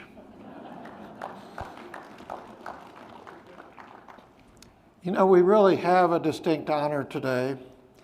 I want to introduce you Dr. Cynthia Teniente Matson, the president of San Jose State, who's going to make a special presentation, and I need Colin Campbell to come up and represent Ben.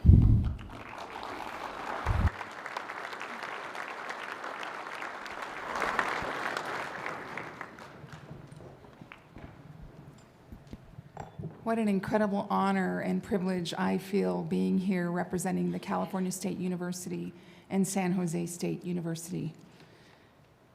As we've heard, he was an athlete, an artist, an airman, a public servant, and a San Jose State University Spartan, class of '58.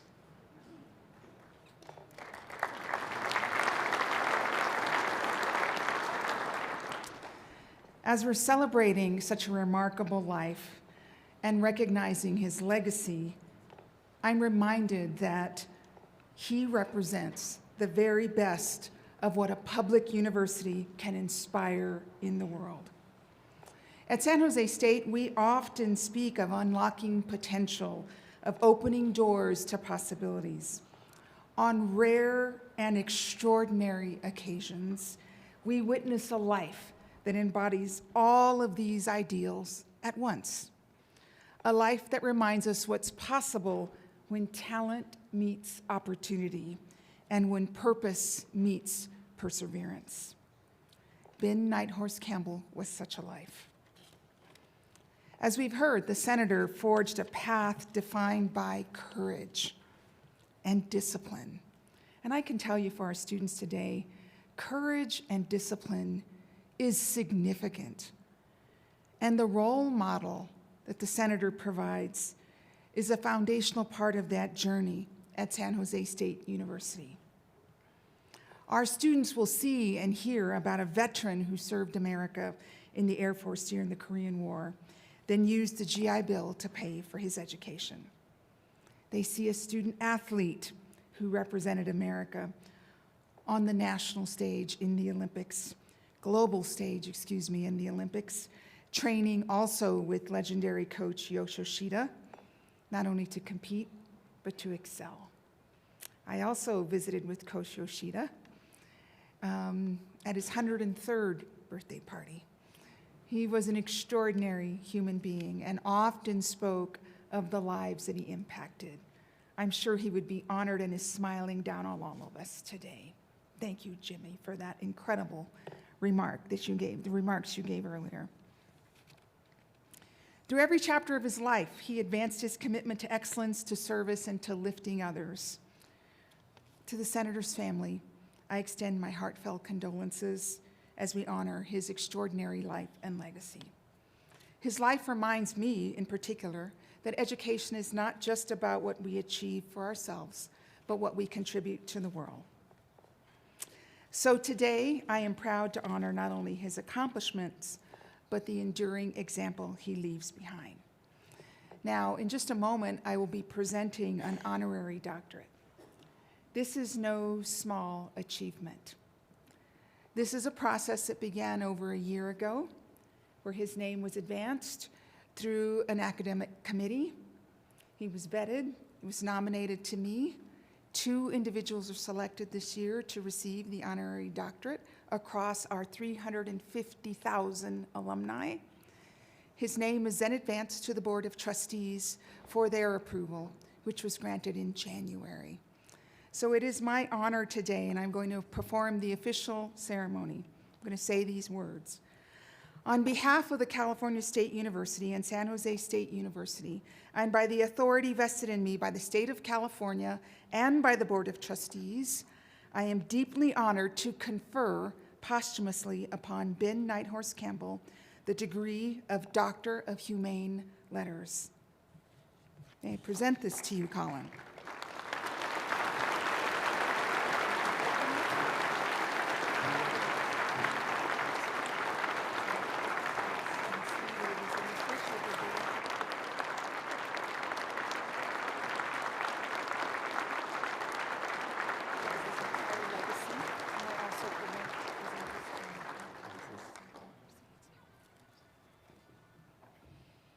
May his legend continue to inspire us, to lead with courage, to serve with purpose, and to build a better world for generations to come. Thank you.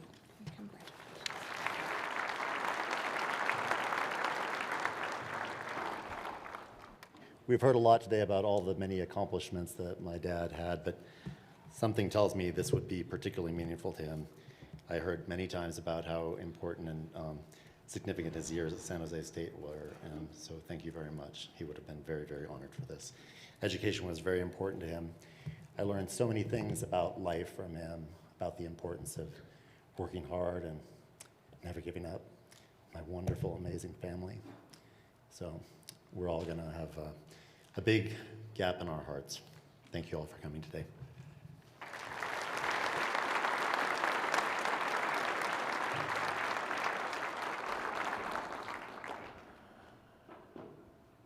Dr. Ben.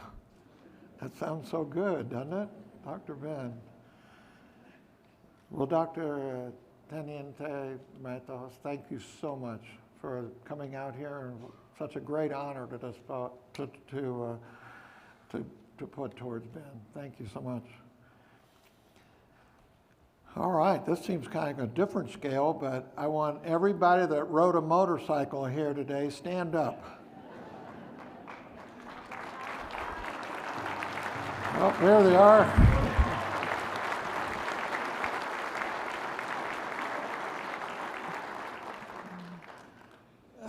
Ben and Linda were the easy riders of Durango.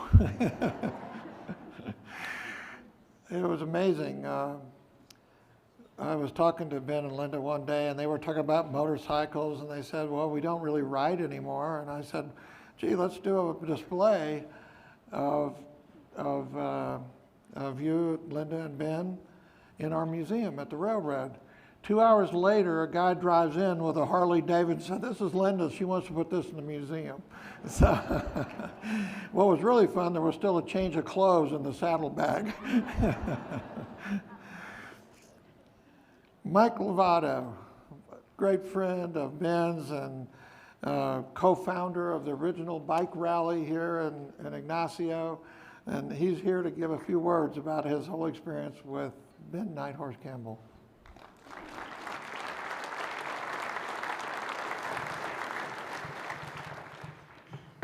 Hello, everybody.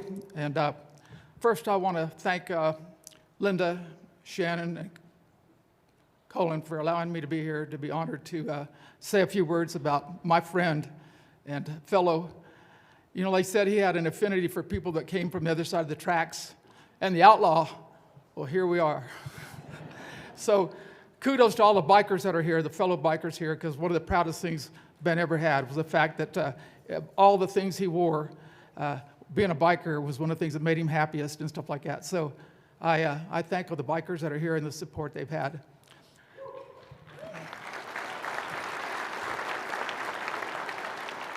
Like you've heard, Ben was a warrior, a true warrior.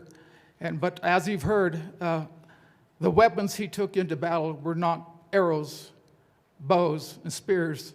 It was intellect, kindness, compassion, and a pen. He did a lot of battles with a pen. Kudos to him for doing that. So yeah, Ben never had an idea how much he changed my life. We never talked about it. He never knew.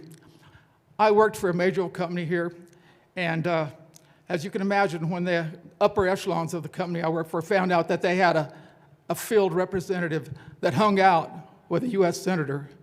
I let them believe that we went fishing once a week, just like Huckleberry Finn or something like that.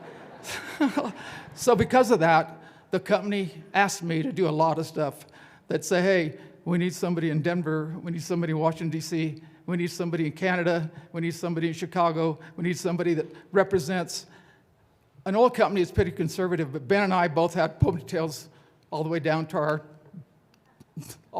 our you-know-whats. Anyway, so we traveled, Ben and I had traveled all over with some of the family and went to motorcycle rallies across the country. Bikes out there that said, do not touch my bike. If you value your life as much as I value my bike, don't touch it. But Ben and I would go stick our flyers there in there anyway. Ben would say they'll understand. So again, kudos. Vinny Terranova is here, and the Uglies. I want to give them kudos for the Uglies that come here. Vinny and the Uglies. For such a bunch of handsome men, I don't know why they're called Uglies. And Ben was an ugly also, although he was a handsome man, as you have seen. So Ben and I, based on the conversation in 1992, everywhere I traveled on a small scale doing motorcycle politics as I worked for the oil company. So anyway, everywhere I went, people would say, so Mike, when are you going to invite us to your neck of the woods for a celebration, for a party, whatever? Ben, on his level, was hearing the same thing. So he decided, let's do something. So in 1992, we decided to have a little get-together. Our first year, 7,000 bikers showed up. And there's a lot of people that have tried to have motorcycle rallies, and it took them many, many years to get 7,000 people. It continued to double every year. It continued growing every year. And at the last years that Ben and I were kind of actively involved, we had about 65,000 bikers come to this area. Every hotel,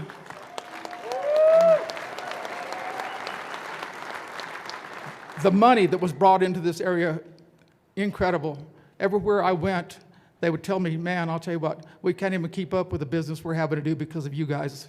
So they were very proud of what we did, and we were proud of it. It would have never happened without the support of the great Southern Ute tribe.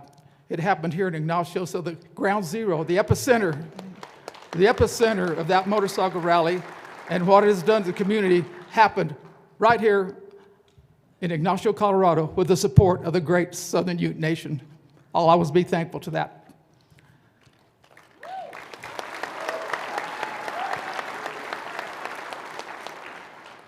Ben never missed it. Every time I saw Ben, he would ask how my family does, my daughter, my grandkids. He would always say, how are your grandkids? How's your daughter?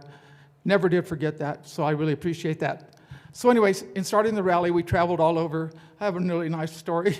We'd go places, and they saw me with Ben everywhere, and they would say, Mike, dude, we see you all the time with Ben. Are you his bodyguard? Think about that for a minute. Judo champion, and I'm the bodyguard?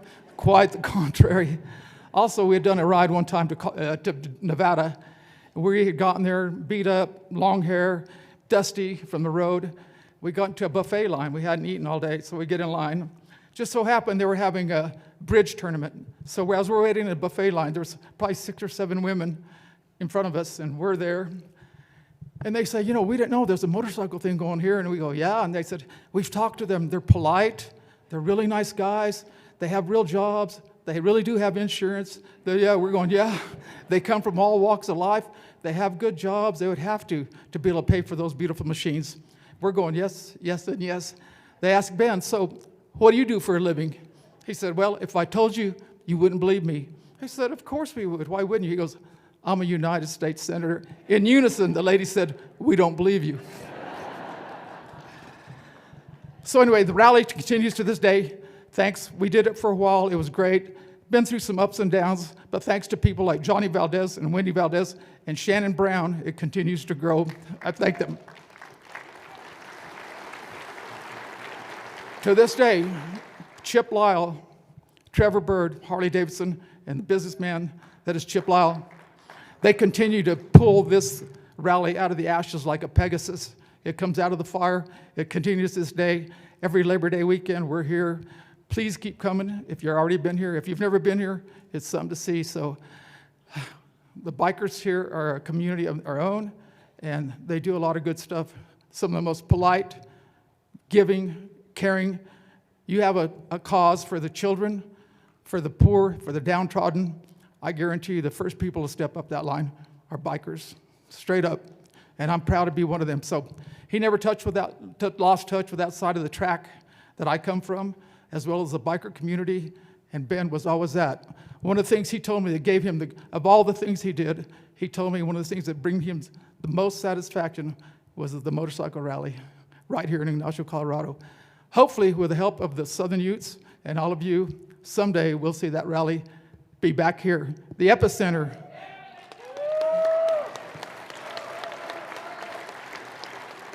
Ground zero, the epicenter of that motorcycle rally, you're basically standing on it. So thanks for them allowing me to be here. We continue to do good work. We always will. And thank you for all coming here. Strange to say, but in the biker tradition, when you get a bike, people that think highly of you and love you, they give you a little bell. You hang the bell on your machine, your bike, whatever. When you're going down the highway, it is continually doing a little ding, ding, ding as they go. People give that. You cannot buy that bell for yourself. Somebody who cares about you has to give you that bell. So I assure you, as Ben goes through his travels, he's got so many damn bells hanging there that the angels are having to plug their ears. Yes, he goes through there, and I'm sure his Iron Horse, has no more bells than he can even count, because that's how many people loved, honored, and the bikers from all over the world, even though they didn't get along, put their differences aside to support this rally because of Senator Ben Nighthorse Campbell. I thank you so much for being here, and come to the rally. Thank you.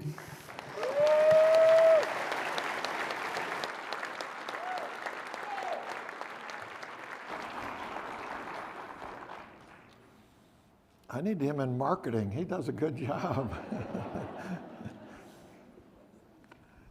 You know, now it's truly an honor for me to introduce you to a beautiful young lady who's been a friend of mine for 29 years, if I can remember right.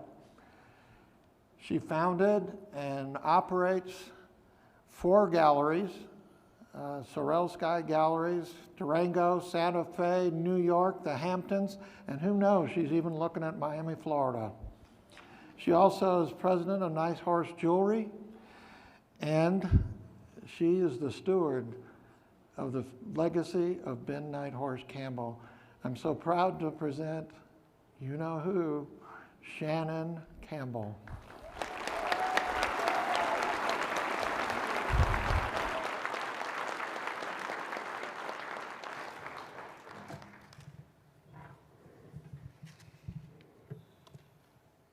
Today would have been my dad's 93rd birthday.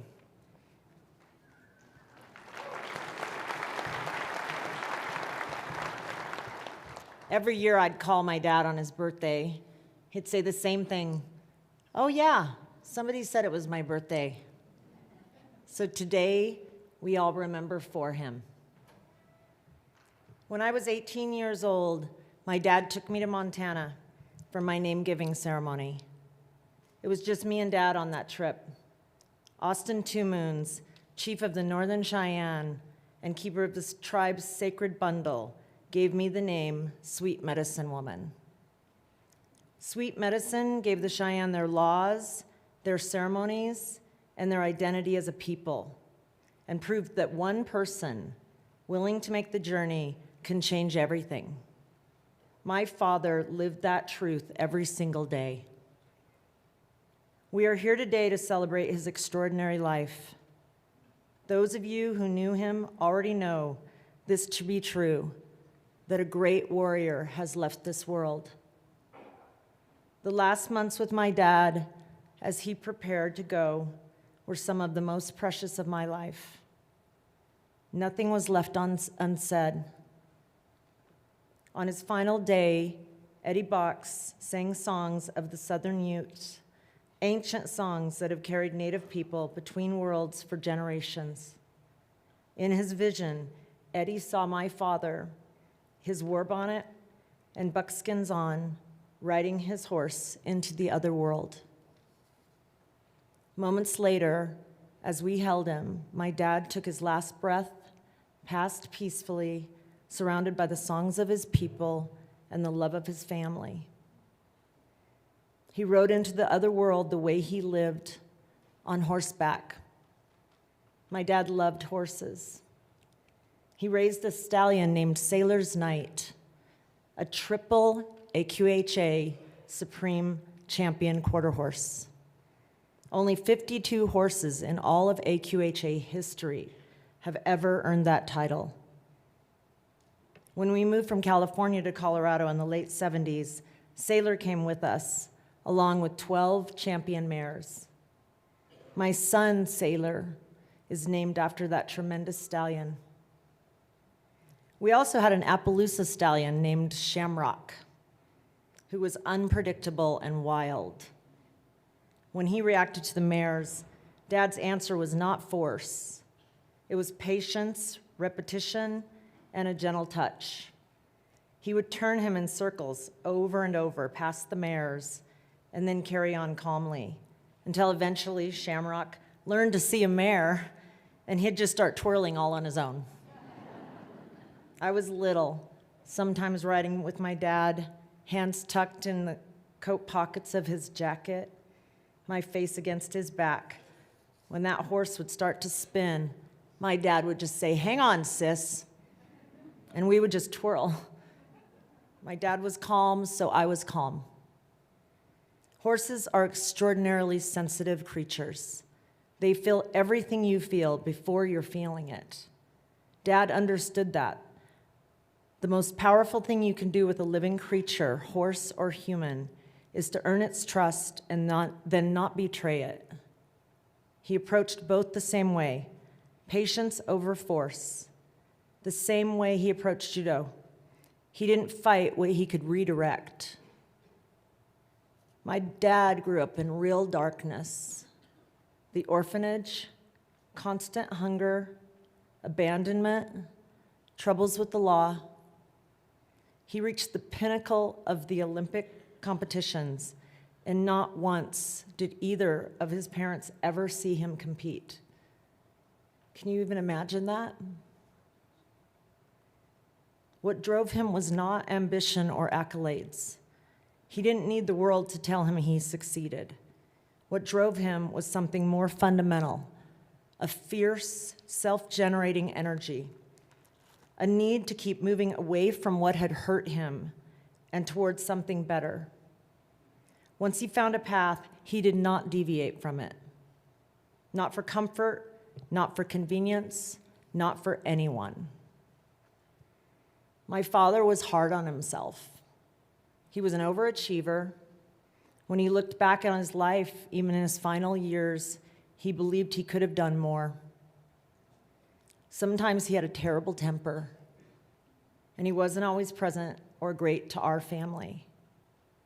And I choose to be honest about that today because he would have been. He would not have wanted a eulogy that turned him into something he wasn't. He was human, and he was unpredictable and complicated. As a parent, he was no soft landing. When I was going through a really difficult time in my life, I called him asking to be rescued. He told me to toughen up and get myself together. He was not going to save me because he knew that no one can rescue us besides ourselves.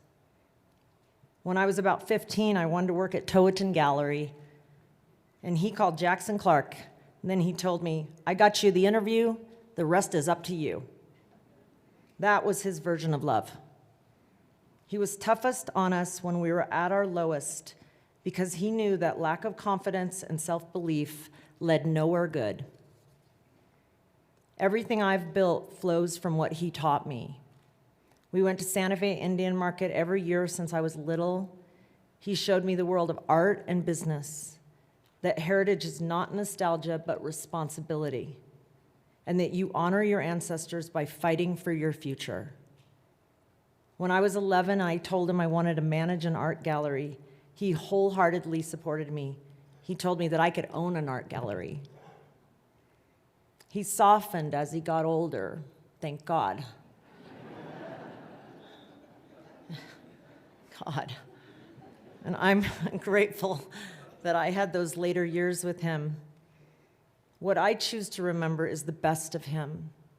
His discipline, his compassion, his sweet touch with horses, and with people who were struggling. The way he woke up every morning at 4:30 and went into his jewelry studio and worked in the quiet before the world started. The way he advocated for Native peoples, for veterans, for the underprivileged, for working men and women. He became the voice and the champion that he never had as a child. Before my dad passed, he had that final surge that so many people talk about. He told me so many things that I will treasure my whole life, that he was proud of me, that I should take care of my mom, and that he was passing the baton.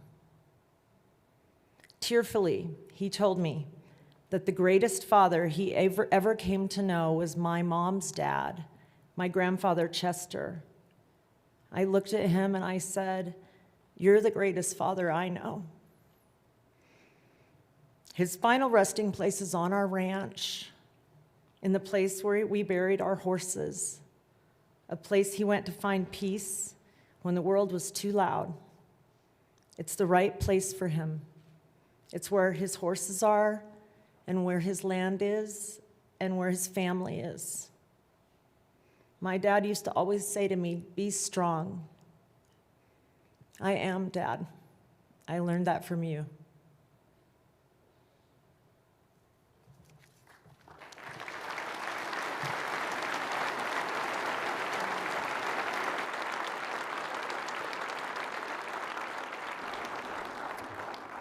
Shannon would like to have Linda come up.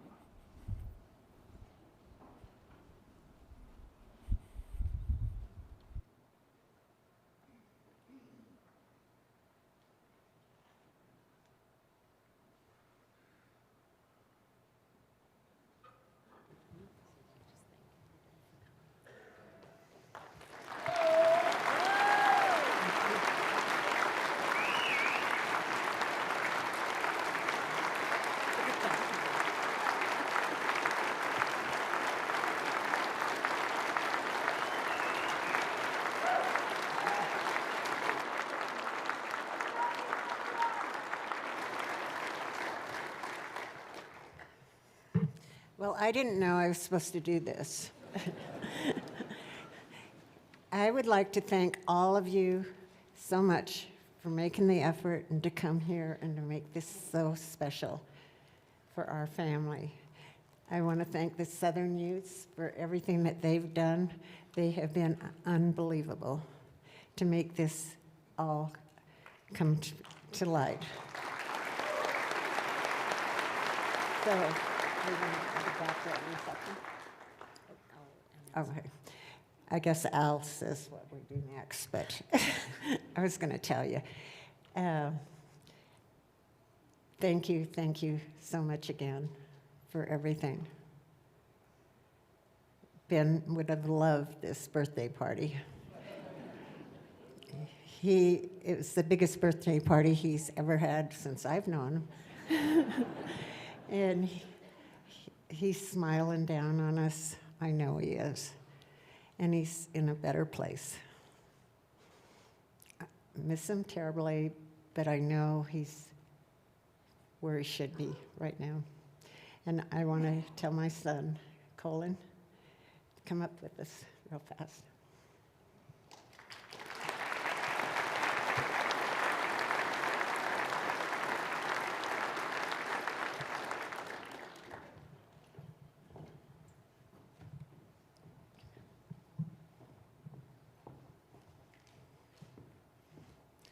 This is our big family. 2 boys, a boy and a girl.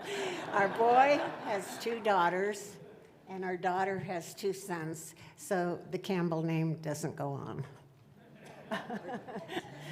Unless they change theirs. Do you want to say anything more? I love you. Okay, good job. Thank you, guys.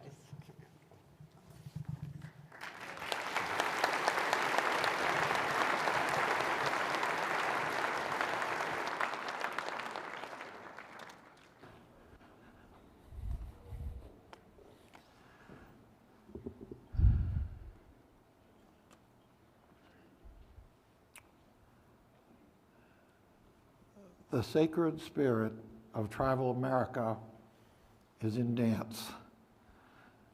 We're going to experience the hoop dance. Mr. George Rivera, a member of the Pewaukee Pueblo, is going to explain the dance and give us the spiritual meaning. Mr. Rivera is an artist, a sculptor, a visionary, a museum founder, and we're really pleased to have Mr. George Rivera here.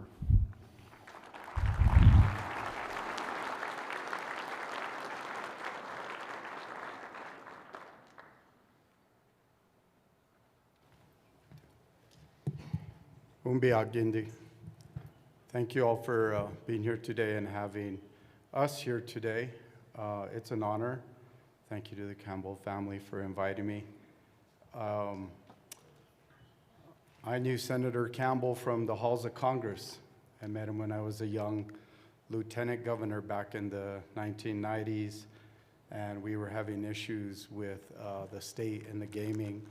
And we went to the senator, and he immediately put us on the Indian Affairs hearing and had our voice heard. And I never forgot how impressed I was with him being there for us in Congress. And he was there for so many Native American people that probably don't know it today, but 30 years ago, that's how long I've known him. He did so much for all of us, Indian country, and I do want to say thank you to the family for lending him to Congress for us, because he really helped us. He helped Indian country big time. And we had somebody to go to. You know, DC was kind of a scary place to go to, and so he made us feel like that we belonged there and that we had the right to ask for what we needed and pursue our goals. And so I then went to the Smithsonian and saw an exhibit of his later on, and I didn't know he was a jeweler. And I was like, this guy's really good. I love his work. And I came to Durango, to Shannon's gallery, to buy some jewelry from him to exhibit in our resort, Buffalo Thunder in New Mexico.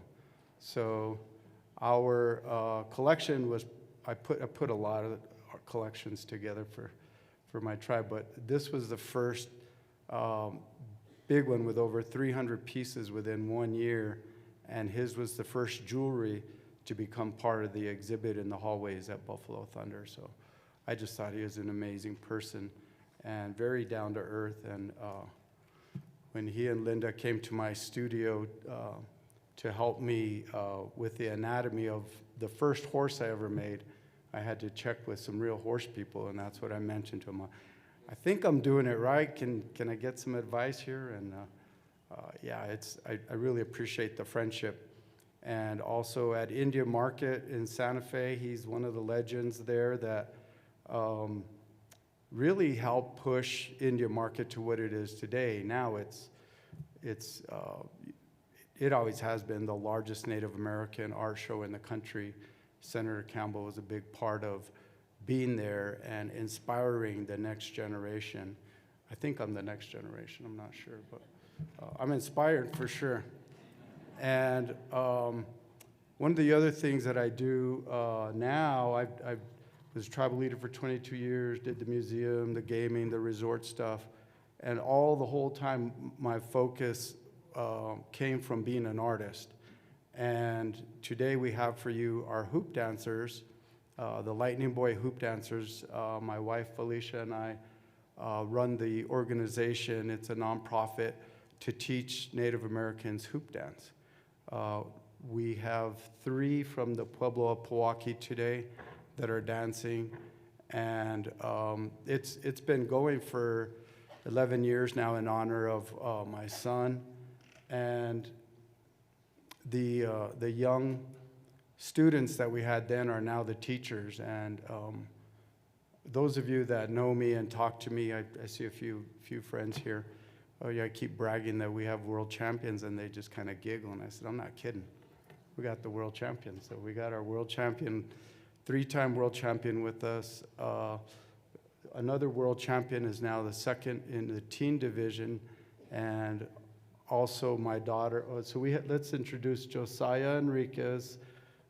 You guys go ahead and come on up and say hello. Paloma Rivera is my daughter. And Jaipo Javier. And they're honored to be here today to celebrate the life and the birthday of Senator Campbell. With that, I'm going to turn it over to them to do a performance for you. All right, so we're going to start with Jaipo and Paloma.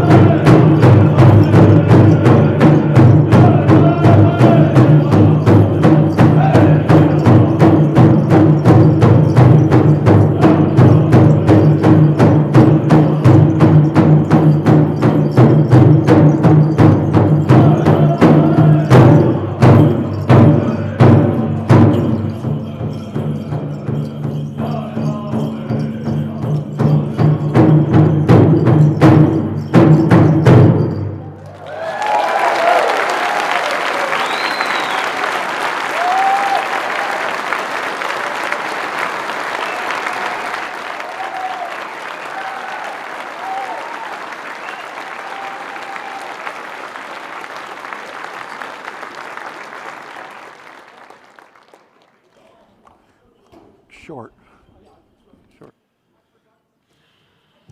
I'm sorry, I meant to say the last Gathering Nations powwow. It's held in Albuquerque, New Mexico every year. This is the last year. It is April 24th, 25th in Albuquerque. If you've never seen the Gathering Nations powwow, here's your chance to do it. I encourage you all to come there. 24th and 25th this month, Gathering Nations powwow, Albuquerque, New Mexico. Thank you.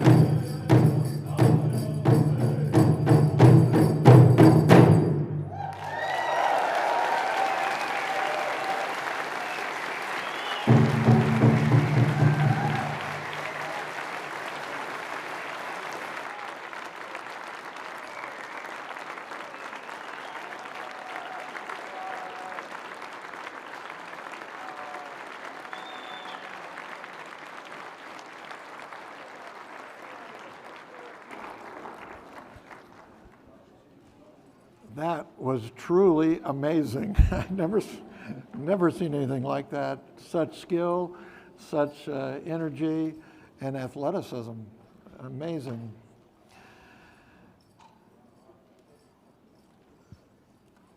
We're heading towards closing. We're going to have a blessing, which is so important in the Native American culture. And Eddie and Betty Box are going to lead us in a blessing. And further, we're going to have Shane and Melanie Sable are coming up, and they are going to deliver some messages from Southern Ute family and friends.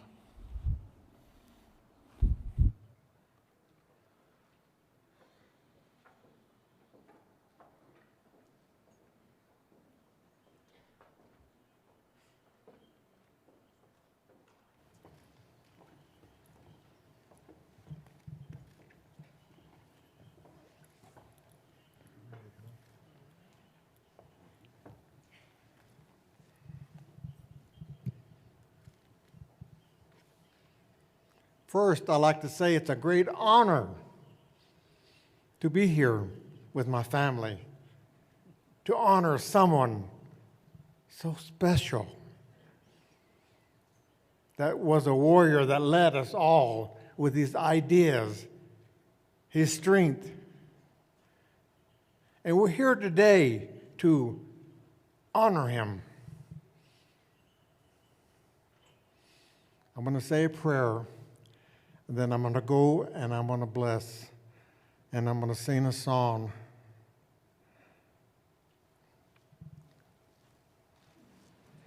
Take your hats.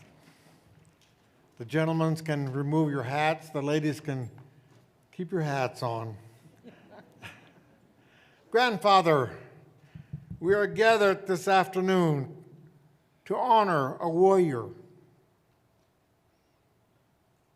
When I sang a song for him, Grandfather, to open up heaven and to welcome him, you welcomed him with open arms. You took our young warrior because he did good here on Mother Earth. He fulfilled his duties here for family, for relatives, and for the nation.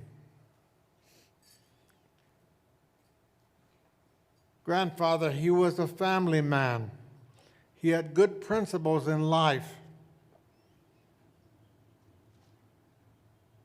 When I sang that song, Grandfather, and I saw him riding his horse with his war bonnet, riding towards you, Grandfather, it made me feel good. To be a part with his family and my family here, I'm very grateful for that. The song I'm going to sing is a song I heard 72 years ago as a small boy. I asked my father, Red Ute was his name, my father, Akanut. I asked him, Dad, the song I heard, what is it? It sounds so good and powerful. He told me that is a healing song. Oh, I said, I like that. I like that. That song stuck with me. I want to sing that here.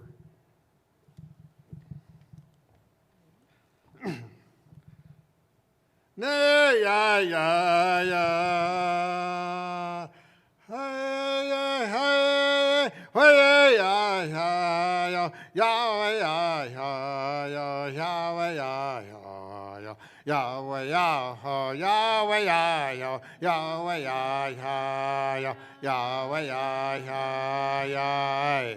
Yahweh, ya, ya, ya, Yahweh, ya, ya, ya, Yahweh, ya, ya, ya, Yahweh, ya, ya, ya, Yahweh, ya, ya, ya, Yahweh, ya, ya, Yahweh, ya, ya, Yahweh, ya, ya, ya.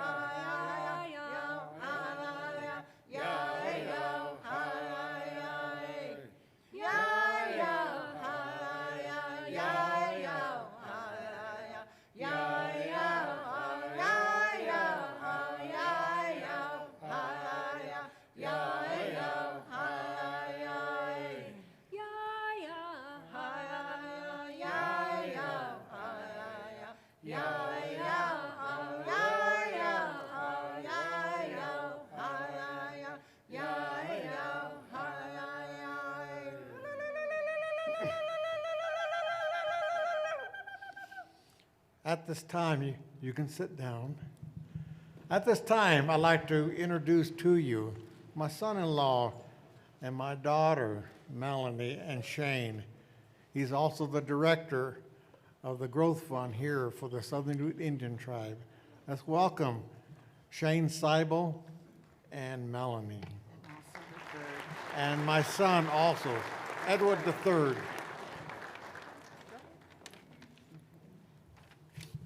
Wow, I'm batting cleanup here, so I'll make it nice and short and sweet.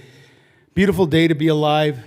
Thank you, Mom and Dad Box, for your prayers, and to all the speakers, the drum group, and the dancers. Wow, such an amazing celebration.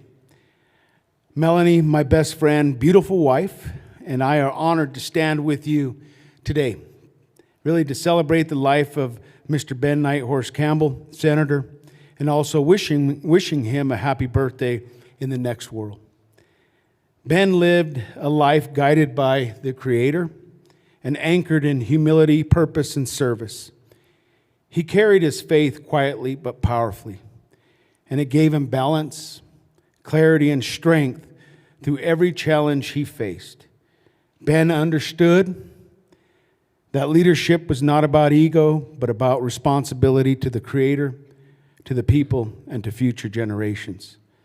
His commitment to tribal sovereignty came from that grounding. He believed deeply in the inherent rights of Native nations and worked tirelessly to ensure those rights were respected. His leadership on the Animas La Plata project showed his persistence and vision. For Ben, water was life, and honoring water commitments was a matter of justice, dignity, and keeping one's word, because our word is all we have. Ben's success was never his alone. He often spoke with pride and gratitude about his wife, Linda, Shannon, Colin, and grandkids, who were his source of strength, stability, and joy. Their love sustained him, and their support made his work possible. Really, family was his foundation. For me personally, Ben was my mentor, one of many mentors. He taught me how to lead with courage, how to listen before speaking, which my wife will tell you is very difficult for me, and how to stay grounded in who you are and where you come from. His guidance shaped my path, and I carry his lessons with me every day. He also, very bluntly, I shared a story with Shannon. He shared that he wanted me to serve one day on the Fort Lewis Foundation Board. He didn't ask. He just stated that Linda and I knew that you will do good, Shane. So all you have to do is call the foundation chairman. It's all taken care of. That wasn't an ask. But I said, yes, sir, Senator, absolutely. I told this story to Shannon, and like she shared, she said, welcome to my life. Ben had a way of asking that was telling you to do it. Melanie and I will always be thankful for Ben's friendship, his mentorship, and his example. There was a time yesterday as we were practicing this, I forget who it was, came up to me and I said, I know some stories about Shannon. We graduated in the 80s along with Colin, and I'll tell you the sweetest people we ever knew, and they were upperclassmen to both Melanie and I. We shared that story. We said we couldn't have met, some of the nicest people. So thank you, Shannon and Colin, for always being so genuine and leading with your heart. Even though you could have pulled, hey, my dad's a senator or my dad's in Congress or anything like that, but you never did. And so we appreciate that, and we're so thankful. We continue to honor You know, both my family and I, my mom and my dad box here with faith, integrity, and respect, just as he did. There's no goodbyes in our language.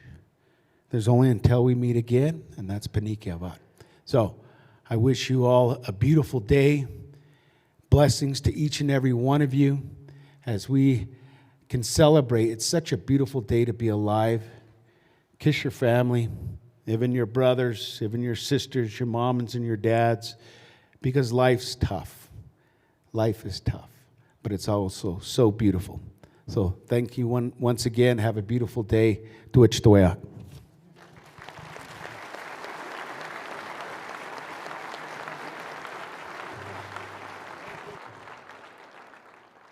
Real short, really short. When my lover was blessing at the end at their house, he told Ben and God, "We're done.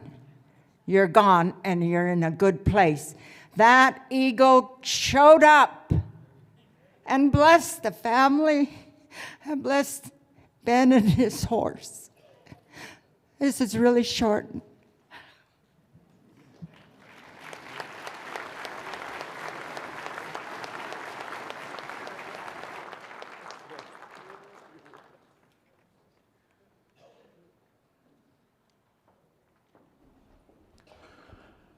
Okay.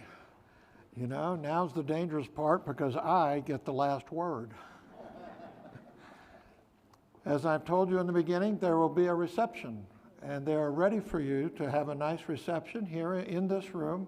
They're all prepared for you. The family is going to be up here, and those of you who would like to greet the family and say hello, please come up on your right, and you can exit on your left, and there'll be people to make sure you get up and down the stairs okay. You know, if I had a last word for Ben, it would be love. Ben loved life, loved his people, he loved America. I just said that over and over and over again. And he loved his family. And Linda, he loved you totally. Thank you for coming.